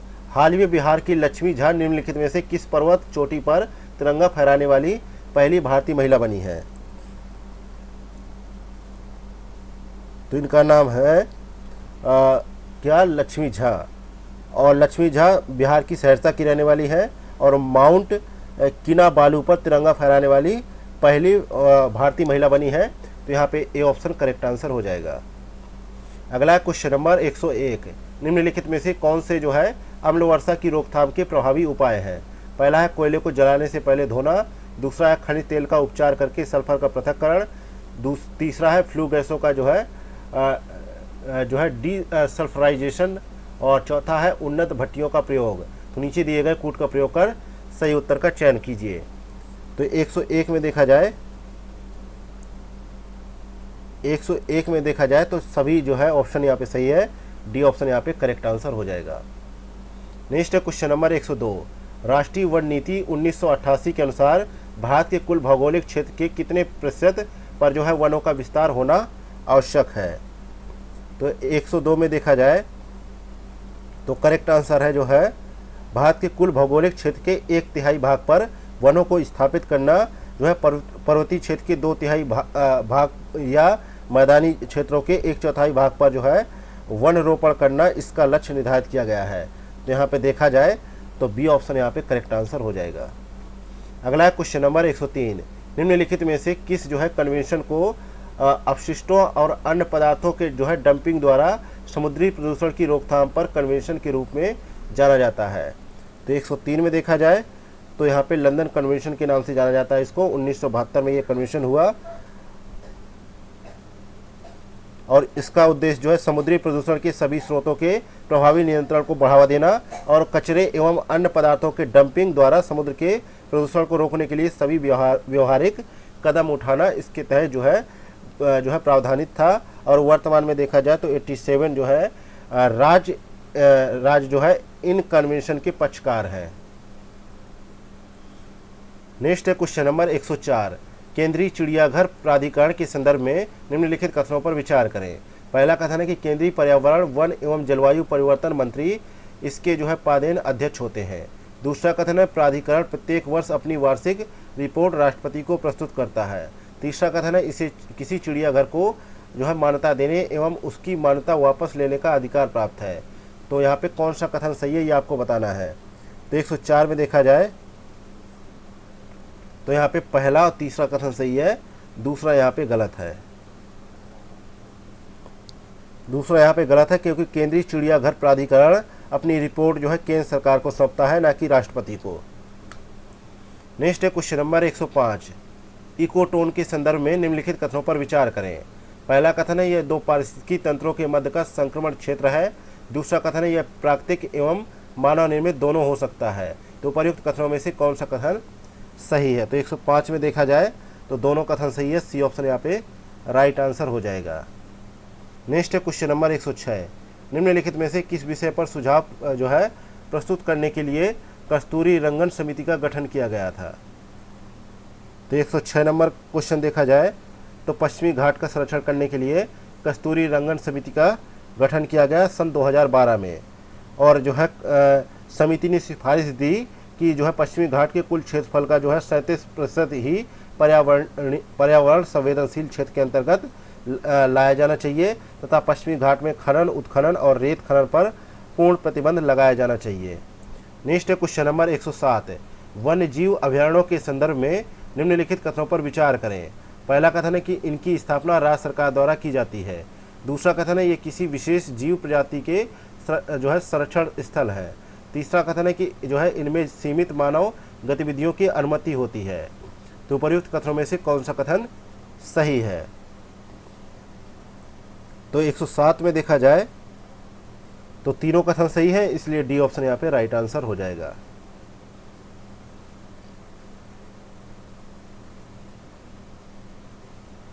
नेक्स्ट है क्वेश्चन नंबर 108। निम्नलिखित में से कौन से जो है पारिस्थितिकी पिरामिड उल्टे बनते हैं? पहला है पेड़ का जीव संख्या पिरामिड, दूसरा है तालाब का जीव भार पिरामिड, तीसरा है घास स्थलीय ऊर्जा पिरामिड, चौथा है वन का जीव भार पिरामिड। तो नीचे दिए गए कूट का प्रयोग कर सही उत्तर का चयन कीजिए। तो 108 में देखा जाए तो पेड़ का जीव संख्या पिरामिड और तालाब का जीव भार पिरामिड जो है इको सिस्टम पिरामिड उल्टे बनते हैं इसके। तो यहाँ पे जो है करेक्ट आंसर होगा ए ऑप्शन। देखा जाए तो पारिस्थितिक पिरामिड का विचार जो है सर्वप्रथम जो है चार्ल्स एल्टन ने 1927 में रखा था और इसके तहत जो है 3 प्रकार के पिरामिडों का जिक्र किया गया। पहले थे जीव संख्या पिरामिड, दूसरा है जीव भार का पिरामिड और तीसरा है संचित ऊर्जा पिरामिड। एक पेड़ की जो है पारिस्थितिकी तंत्र का जीव संख्या पिरामिड तथा तालाब का जैव भार पिरामिड उल्टा बनता है, लेकिन ऊर्जा पिरामिड सदैव सीधे बनते हैं, इसलिए घास स्थलीय ऊर्जा पिरामिड भी सीधा ही बनेगा। नेक्स्ट है क्वेश्चन नंबर 109। सहोपकारिता के संदर्भ में निम्नलिखित कथनों पर विचार करें। पहला कथन है यह जैविक समुदाय के बीच होने वाली धनात्मक अंतःक्रिया है। दूसरा कथन है इस क्रिया में दोनों सहयोगी जो है भौतिक संबंध स्थापित किए बिना ही परस्पर लाभान्वित होते हैं। तो उपयुक्त कथनों में से कौन सा कथन सही है?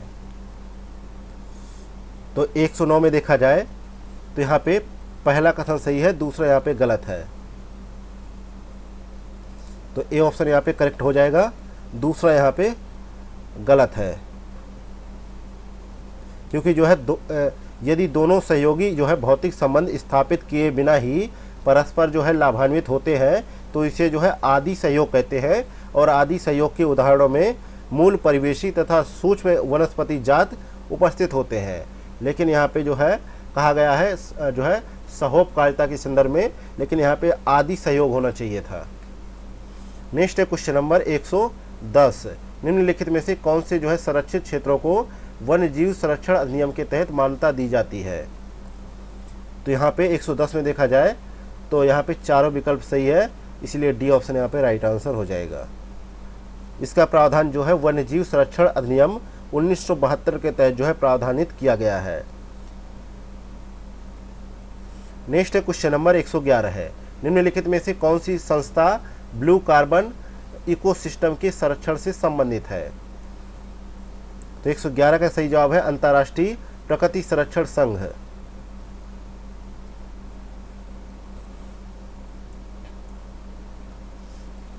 नेक्स्ट क्वेश्चन नंबर 112 है। हुलॉक गिब्बन निम्नलिखित में से किस वन्यजीव अभयारण्य में पाया जाता है? तो 112 का करेक्ट आंसर है ये जो है वृक्षवासी होते हैं जो अपना अधिकतम समय जो है वृक्षों पर बिताते हैं। इस प्रजाति के वयस्क जोड़े में रहते हैं और अपने जो है गायन का समन्वय करके जो है युगल गीत गाते हैं। ये अपने गाने का उपयोग जो है अन्य जो है गिबन्स के साथ जुड़ने और अपने क्षेत्र को चिन्हित करने के लिए करते हैं। तो यहाँ पे जो है सही जवाब होगा ए ऑप्शन, मानस वन्यजीव अभयारण्य। नेक्स्ट है क्वेश्चन नंबर 113 है। पारा को मृदा से पृथक करने के लिए निम्नलिखित में से किस जो है जैवोपचार का प्रयोग किया जाता है? तो यहाँ पे करेक्ट आंसर है जो है फाइटोवोलाटिलाइजेशन का। तो यहाँ पे बी ऑप्शन करेक्ट आंसर है। यह प्रक्रिया जो है कार्बनिक पदार्थों तथा ठोस धातुओं के जो है जैवोपचार हेतु उपयोगी है और इस प्रक्रिया में जो है पादप मृदा प्रदूषकों को अवशोषित कर जो है वाष्पशील पदार्थों में परिवर्तित कर देते हैं, जिससे मृदा जो है प्रदूषण मुक्त हो जाती है। नेक्स्ट है क्वेश्चन नंबर 114 है। सूची फर्स्ट को सूची सेकेंड से सम्मिलित करें तथा नीचे दिए गए कूट का प्रयोग कर सही उत्तर का चयन करें। तो सूची फर्स्ट में पवित्र वन है और सूची सेकेंड में राज्य है। तो ओरन वन जो है कहाँ पे पाए जाते हैं? ओरन उपवन जो है राजस्थान में, सरना झारखंड में, देवरा काडू जो है कर्नाटक में और जो है सरपा काऊ जो है तमिलनाडु में। तो इस प्रकार यहाँ पे डी ऑप्शन करेक्ट आंसर हो जाएगा। नेक्स्ट है क्वेश्चन नंबर 115 है। पर्यावरण संरक्षण एवं सुधार हेतु प्रदान किए जाने वाला ग्लोबल 500 पुरस्कार निम्नलिखित में से किस संगठन द्वारा प्रदान किया जाता है? तो 115 का करेक्ट आंसर है ए ऑप्शन, संयुक्त राष्ट्र पर्यावरण कार्यक्रम द्वारा प्रदान किया जाता है। ए ऑप्शन करेक्ट आंसर है। और भारत के जो पर्यावरणविद है अनिल अग्रवाल को वर्ष 1987 में जो है 1987 में इस पुरस्कार से सम्मानित किया जा चुका है। नेक्स्ट क्वेश्चन नंबर 116 है, ऊष्मागतिकी के प्रथम नियम के संदर्भ में निम्नलिखित कथनों पर विचार करें। पहला कथन है, इसे ऊर्जा के संरक्षण के नियम के नाम से जाना जाता है। दूसरा कथन है कि पारिस्थितिकी तंत्र में ऊर्जा का प्रवाह इसी नियम का अनुसरण करता है। तो उपर्युक्त कथनों में से कौन सा कथन सही है? तो 116 में देखा जाए तो 116 में जो है पहला ऑप्शन सही है, दूसरा यहाँ पे गलत है।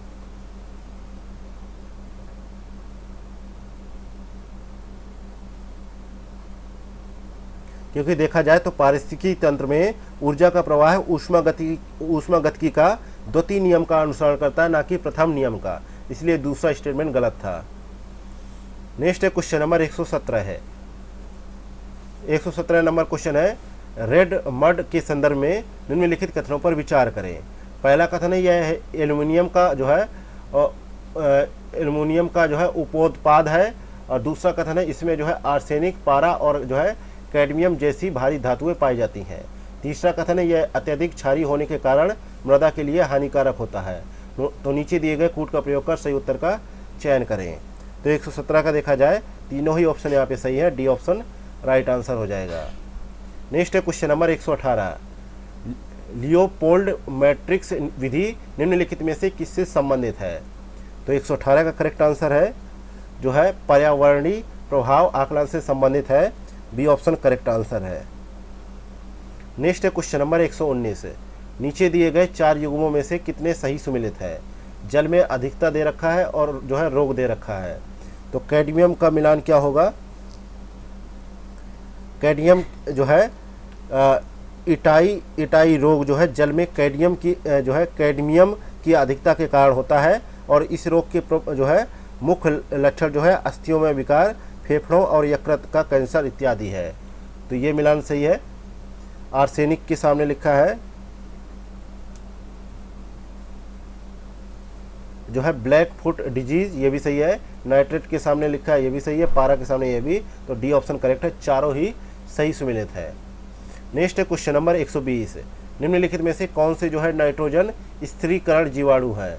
पहला है जो है क्लैब्सिएला, दूसरा है जो है रोडोस्पाइरियल, तीसरा है डायोनिया और चौथा है जो है क्लोस्ट्रीडियम। तो नीचे दिए गए कूट का प्रयोग कर सही उत्तर का चयन करें। तो 120 में देखा जाए तो पहला, दूसरा और चौथा सही है, लेकिन डायोनिया जो है यहाँ पे सही नहीं है। डायोनिया यहाँ पे सही नहीं है।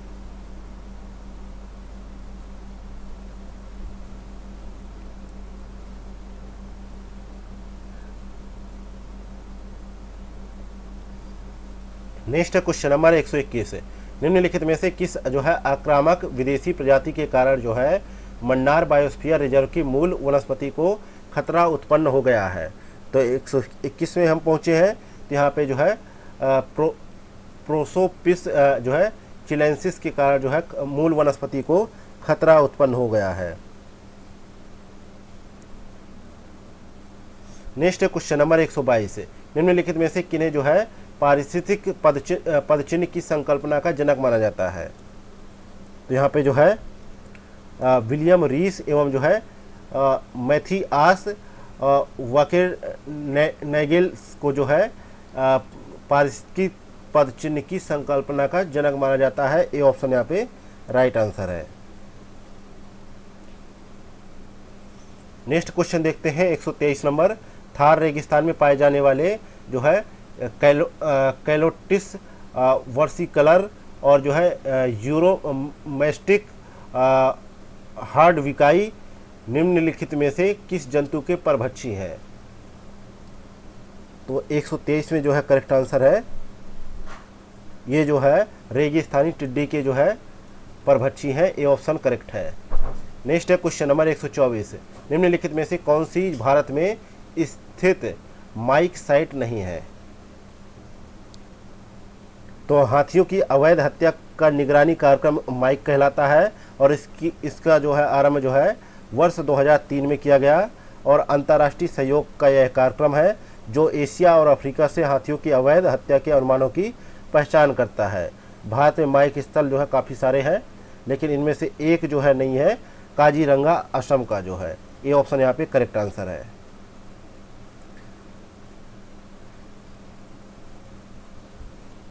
नेक्स्ट है क्वेश्चन नंबर 125 है। सूची फर्स्ट को सूची सेकेंड से सम्मिलित कीजिए तथा नीचे दिए गए कूट का प्रयोग कर सही उत्तर का चयन करें। तो सूची फर्स्ट में पादपों के लिए आवश्यक सूक्ष्म पोषक तत्व है और सूची सेकेंड में उनसे संबंधित कार्य है। तो जिंक का क्या कार्य है? तो जिंक का सामने लिखा है पहले से मिलान, इसका दूसरे से मिलान और इसका तीसरे से मिलान और इसका चौथे से मिलान। तो यहाँ पे ए ऑप्शन करेक्ट आंसर हो जाएगा। नेक्स्ट है क्वेश्चन नंबर 126 है। भारत का पहला जो है डुगोंग संरक्षण रिजर्व निम्नलिखित में से किस स्थान पर स्थापित किया गया है? तो 126 का करेक्ट आंसर है, यह जो है पाक की खाड़ी में स्थापित किया गया है। ये ऑप्शन यहाँ पे करेक्ट आंसर है।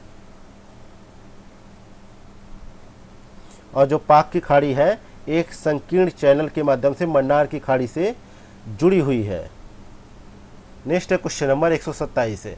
हरित पटाखों के संदर्भ में निम्नलिखित कथनों पर विचार करें।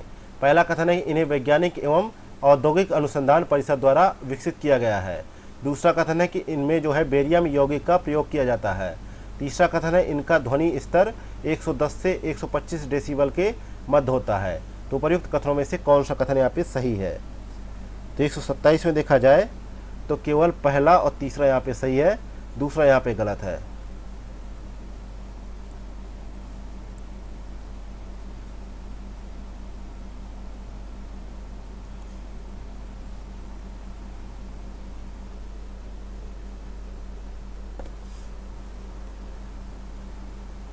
क्योंकि यहाँ पे देखा जाए तो बेरियम का जो है कम मात्रा में प्रयोग किया जाता है, इसलिए यहाँ पे दूसरा ऑप्शन गलत था।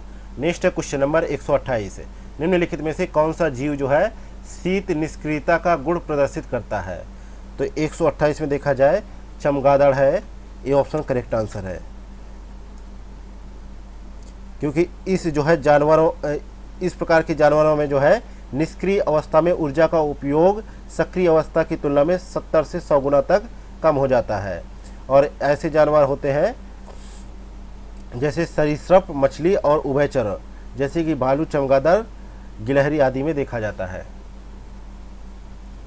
नेक्स्ट है क्वेश्चन नंबर 129 है। भारत को निम्नलिखित में से कितने जैव भौगोलिक क्षेत्रों में विभाजित किया गया है? तो भारत को जो है 10 जो है जैव भौगोलिक क्षेत्रों में विभाजित किया गया है। सी ऑप्शन करेक्ट आंसर है। कौन कौन से हैं? ट्रांस हिमालयन, हिमालय, भारतीय रेगिस्तान, अर्ध शुष्क क्षेत्र, पश्चिमी घाट, दक्कन का पठार, गंगा का मैदान, उत्तर पूर्वी भारत, द्वीप समूह तथा तटीय क्षेत्र शामिल है। नेक्स्ट है क्वेश्चन नंबर 130 है। निम्नलिखित में से कौन से जो है त्रिग्रही संकट में शामिल है? पहला है जलवायु परिवर्तन, दूसरा है गरीबी व भुखमरी और तीसरा है जैव विविधता हानि, चौथा है समुद्री अम्लीकरण, पांचवा है प्रदूषण व अपशिष्ट। तो नीचे दिए गए कूट का प्रयोग कर सही उत्तर का चयन करें। तो 130 का करेक्ट आंसर है जो है पहला, तीसरा और पांचवा। गरीबी व भुखमरी और समुद्री अम्लीकरण जो है त्रिग्रही संकट में शामिल नहीं है। नेक्स्ट है क्वेश्चन नंबर 131 है। लाल चंदन के संदर्भ में निम्नलिखित में से कौन सा कथन सही नहीं है? तो 131 में देखा जाए यह मूल रूप से पश्चिमी घाट के जंगलों में पाया जाता है, ये यहाँ पे सही नहीं है। क्योंकि यह जो है पूर्वी घाट में जो है आंध्र प्रदेश के जंगलों में पाया जाता है, इसलिए यहाँ पे ये सही होना चाहिए था। नेक्स्ट है क्वेश्चन नंबर 132 है। वायु गुणवत्ता सूचकांक में निम्नलिखित में से प्रदूषक शामिल हैं?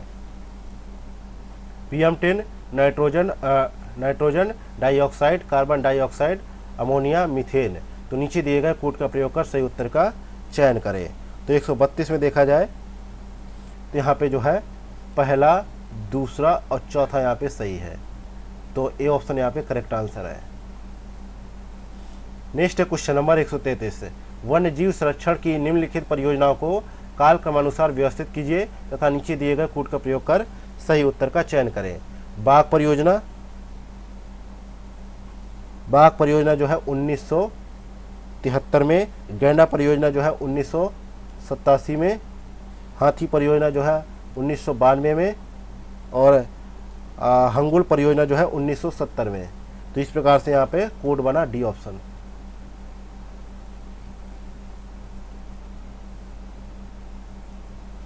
नेक्स्ट है क्वेश्चन नंबर 134 है, ग्रीन क्रेडिट प्रोग्राम में निम्नलिखित में से किन क्षेत्रों को ग्रीन क्रेडिट के लिए चुना गया है? साधारणी कृषि, साधारणी भवन निर्माण, तीसरा है मैंग्रोव संरक्षण, चौथा है अपशिष्ट प्रबंधन, पांचवा है वायु प्रदूषण में कमी। तो नीचे दिए गए कूट का प्रयोग कर सही उत्तर का चयन करें। तो 134 में देखा जाए तो यहाँ पे सारे विकल्प सही है, डी ऑप्शन यहाँ पे राइट आंसर हो जाएगा।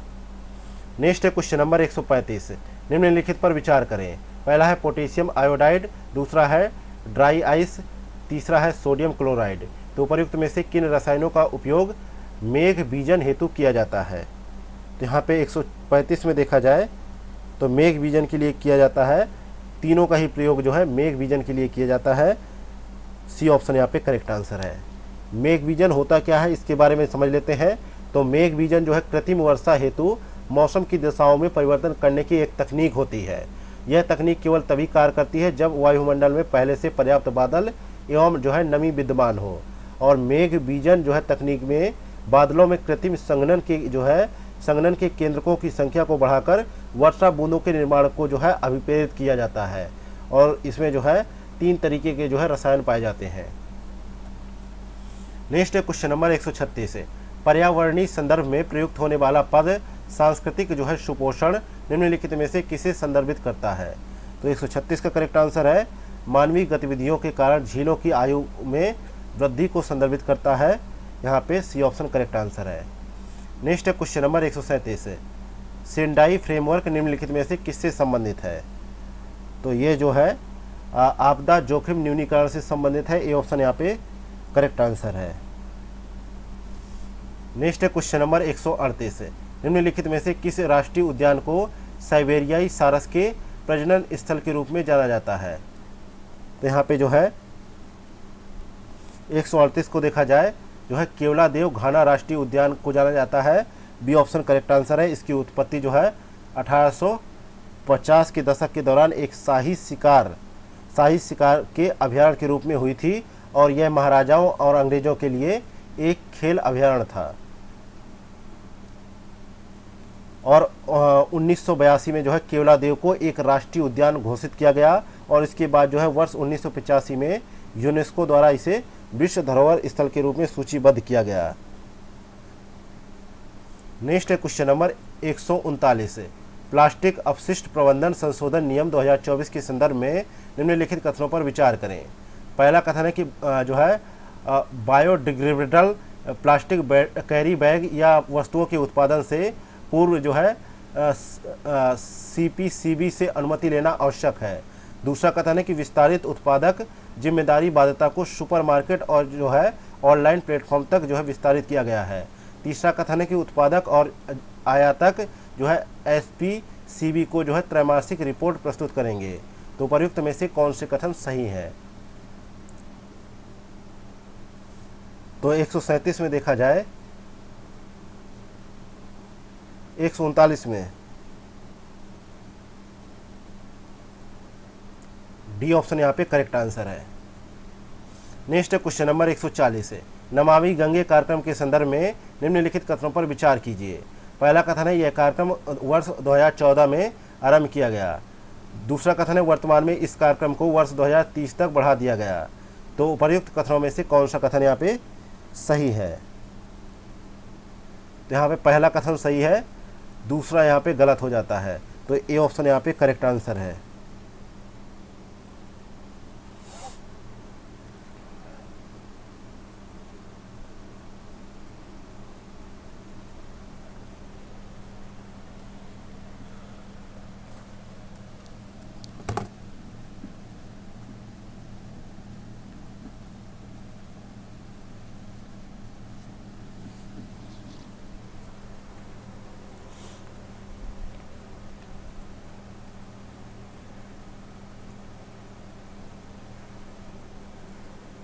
नेक्स्ट है क्वेश्चन नंबर 141 है, हाल ही में संपन्न हुए जो है विंबलडन ओपन 2024 में महिला एकल का खिताब निम्नलिखित में से किसने जीता है? तो 141 का करेक्ट आंसर है जो है बारबरा क्रेजिकोवा ने जीता है। ए ऑप्शन करेक्ट आंसर है। ये जो है चेक गणराज्य की जो है खिलाड़ी हैं। नेक्स्ट है क्वेश्चन नंबर 142 है, हाल ही में निम्नलिखित में से कौन जो है महिला टेस्ट क्रिकेट के इतिहास में सबसे तेज दोहरा शतक बनाने वाली भारतीय महिला खिलाड़ी बनी है। इनका नाम है जो है 142 का करेक्ट आंसर है शेफाली वर्मा, और ये 20 वर्षीय महिला खिलाड़ी हैं। इन्होंने जो है डबल सेंचुरी लगाई है, कहाँ पे, साउथ अफ्रीका के खिलाफ जो है MS चिदम्बरम स्टेडियम में 194 गेंदों पर दोहरा शतक लगाया और 22 चौके और 8 छक्के जमाए। नेक्स्ट है क्वेश्चन नंबर 143 है, हाल ही में अफगानिस्तान पर तीसरे संयुक्त राष्ट्र सम्मेलन का आयोजन निम्नलिखित में से किस स्थान पर किया गया। तो इसका आयोजन जो है 30 जून से 1 जुलाई तक जो है दोहा कतर में किया गया। तो यहाँ पे ए ऑप्शन करेक्ट आंसर हो जाएगा। नेक्स्ट है क्वेश्चन नंबर 144 है, हाल ही में रक्षा अनुसंधान एवं विकास संगठन द्वारा रुद्रम 1 का सफल परीक्षण किया गया, यह निम्नलिखित में से क्या है।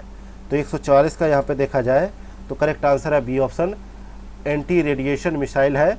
बी ऑप्शन यहाँ पे करेक्ट आंसर है। नेक्स्ट है क्वेश्चन नंबर 145 है, हाल ही में जारी किए गए पर्यावरण प्रदर्शन सूचकांक 2024 में निम्नलिखित में से किस देश को शीर्ष स्थान प्राप्त हुआ है। तो 145 में देखा जाए तो इस्टोनिया को मिला है शीर्ष स्थान। सी ऑप्शन यहाँ पे करेक्ट आंसर है। नेक्स्ट है क्वेश्चन नंबर 146 है, हाल ही में समाचारों में रही पुस्तक जो है power with in the leadership legacy of Narendra Modi के लेखक निम्नलिखित में से कौन है। तो 146 का करेक्ट आंसर है आर बाला सुब्रमण्यम है। डी ऑप्शन यहाँ पे राइट आंसर है। अगला क्वेश्चन नंबर 147 नंबर क्वेश्चन, जुलाई 2024 में निम्नलिखित में से किस राज्य ने राज्य के किसानों को आर्थिक सहायता प्रदान करने के लिए मुख्यमंत्री किसान सम्मान निधि योजना प्रारंभ की। तो 147 का करेक्ट आंसर है राजस्थान सरकार ने यह योजना प्रारंभ की। यहाँ पे सी ऑप्शन करेक्ट आंसर है। और प्रदेश की भौगोलिक परिस्थिति और किसानों की ज़रूरतों को ध्यान में रखकर किसानों को हर साल 2000 रुपये का लाभ दिया जाएगा। अभी पहली किस्त के रूप में किसानों के खाते में 1000 रुपये ट्रांसफ़र किए जाएंगे। इसके बाद जो है दूसरी किस्त में 500 रुपये और तीसरी किस्त में 500 रुपये भी किसानों के खातों में जाएंगे। नेक्स्ट है क्वेश्चन नंबर 148 है, हाल ही में कारगिल विजय दिवस के अवसर पर प्रधानमंत्री ने विश्व की सर्वाधिक ऊंची सुरंग परियोजना जो है सिंकुल सुरंग परियोजना का शुभारंभ किया। इसका निर्माण जो है कितनी ऊंचाई पर किया जाएगा। तो 148 का करेक्ट आंसर है 15,800 फीट की ऊंचाई पे किया जाएगा इसका निर्माण। सी ऑप्शन यहाँ पे करेक्ट आंसर है। नेक्स्ट क्वेश्चन नंबर 149, हाल ही में गौरव पांडे को हिंदी भाषा के लिए साहित्य अकादमी युवा पुरस्कार से सम्मानित किया गया है। इन्हें यह पुरस्कार इनके निम्नलिखित में से किस कृति के लिए प्रदान किया गया है। तो यहाँ पे जो है स्मृतियों के बीच घिरी पृथ्वी के संदर्भ में किया गया है। डी ऑप्शन यहाँ पे करेक्ट आंसर है। नेक्स्ट क्वेश्चन नंबर 150, हाल ही में निम्नलिखित में से किस देश ने सामूहिक सुरक्षा संधि संगठन से बाहर होने की घोषणा की है। तो 150 का करेक्ट आंसर है आर्मेनिया ने घोषणा की है। ये ऑप्शन यहाँ पे करेक्ट आंसर है। इसी के साथ ही संस्कृत IAS द्वारा संचालित 17वीं BPSC का टेस्ट क्रमांक नंबर 6 यहीं पे समाप्त होता है। मिलते हैं नेक्स्ट वीडियो में। Thank you for watching Examophobia YouTube channel.